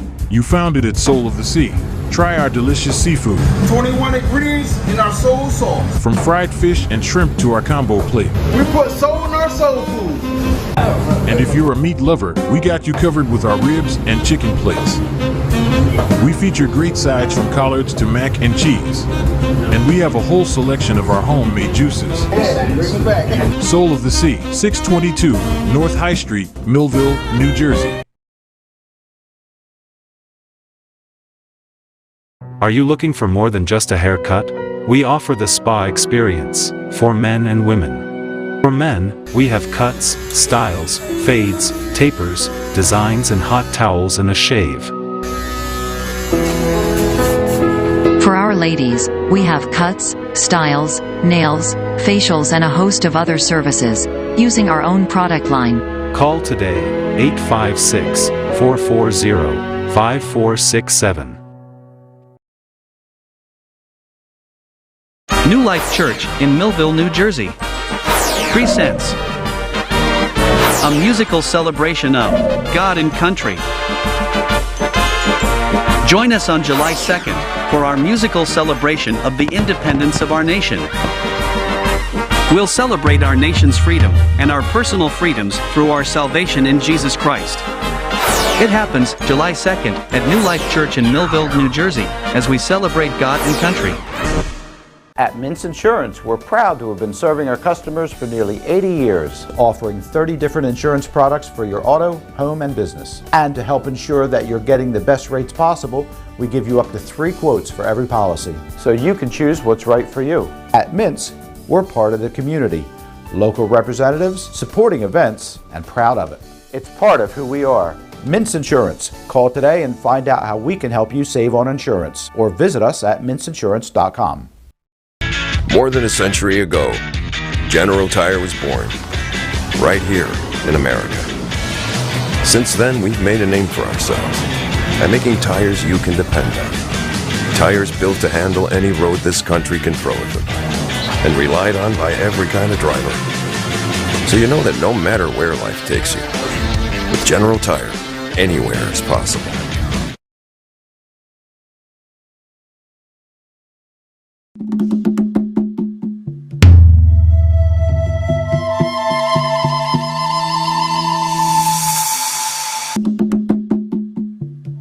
I just need a break. Will I have it tomorrow?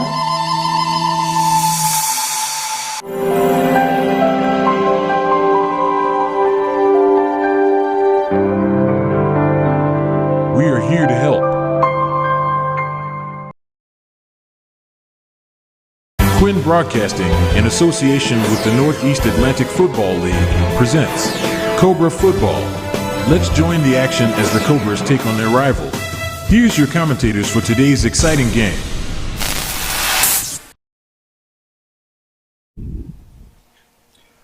Once again, the final score of today's championship game in the Northeast Atlantic Football Conference. The final score 13-8.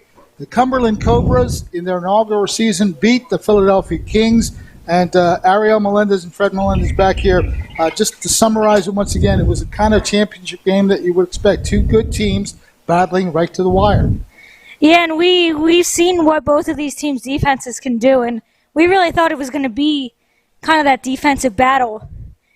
The Kings, on the one hand, didn't want to have the same kind of game they had in that first game.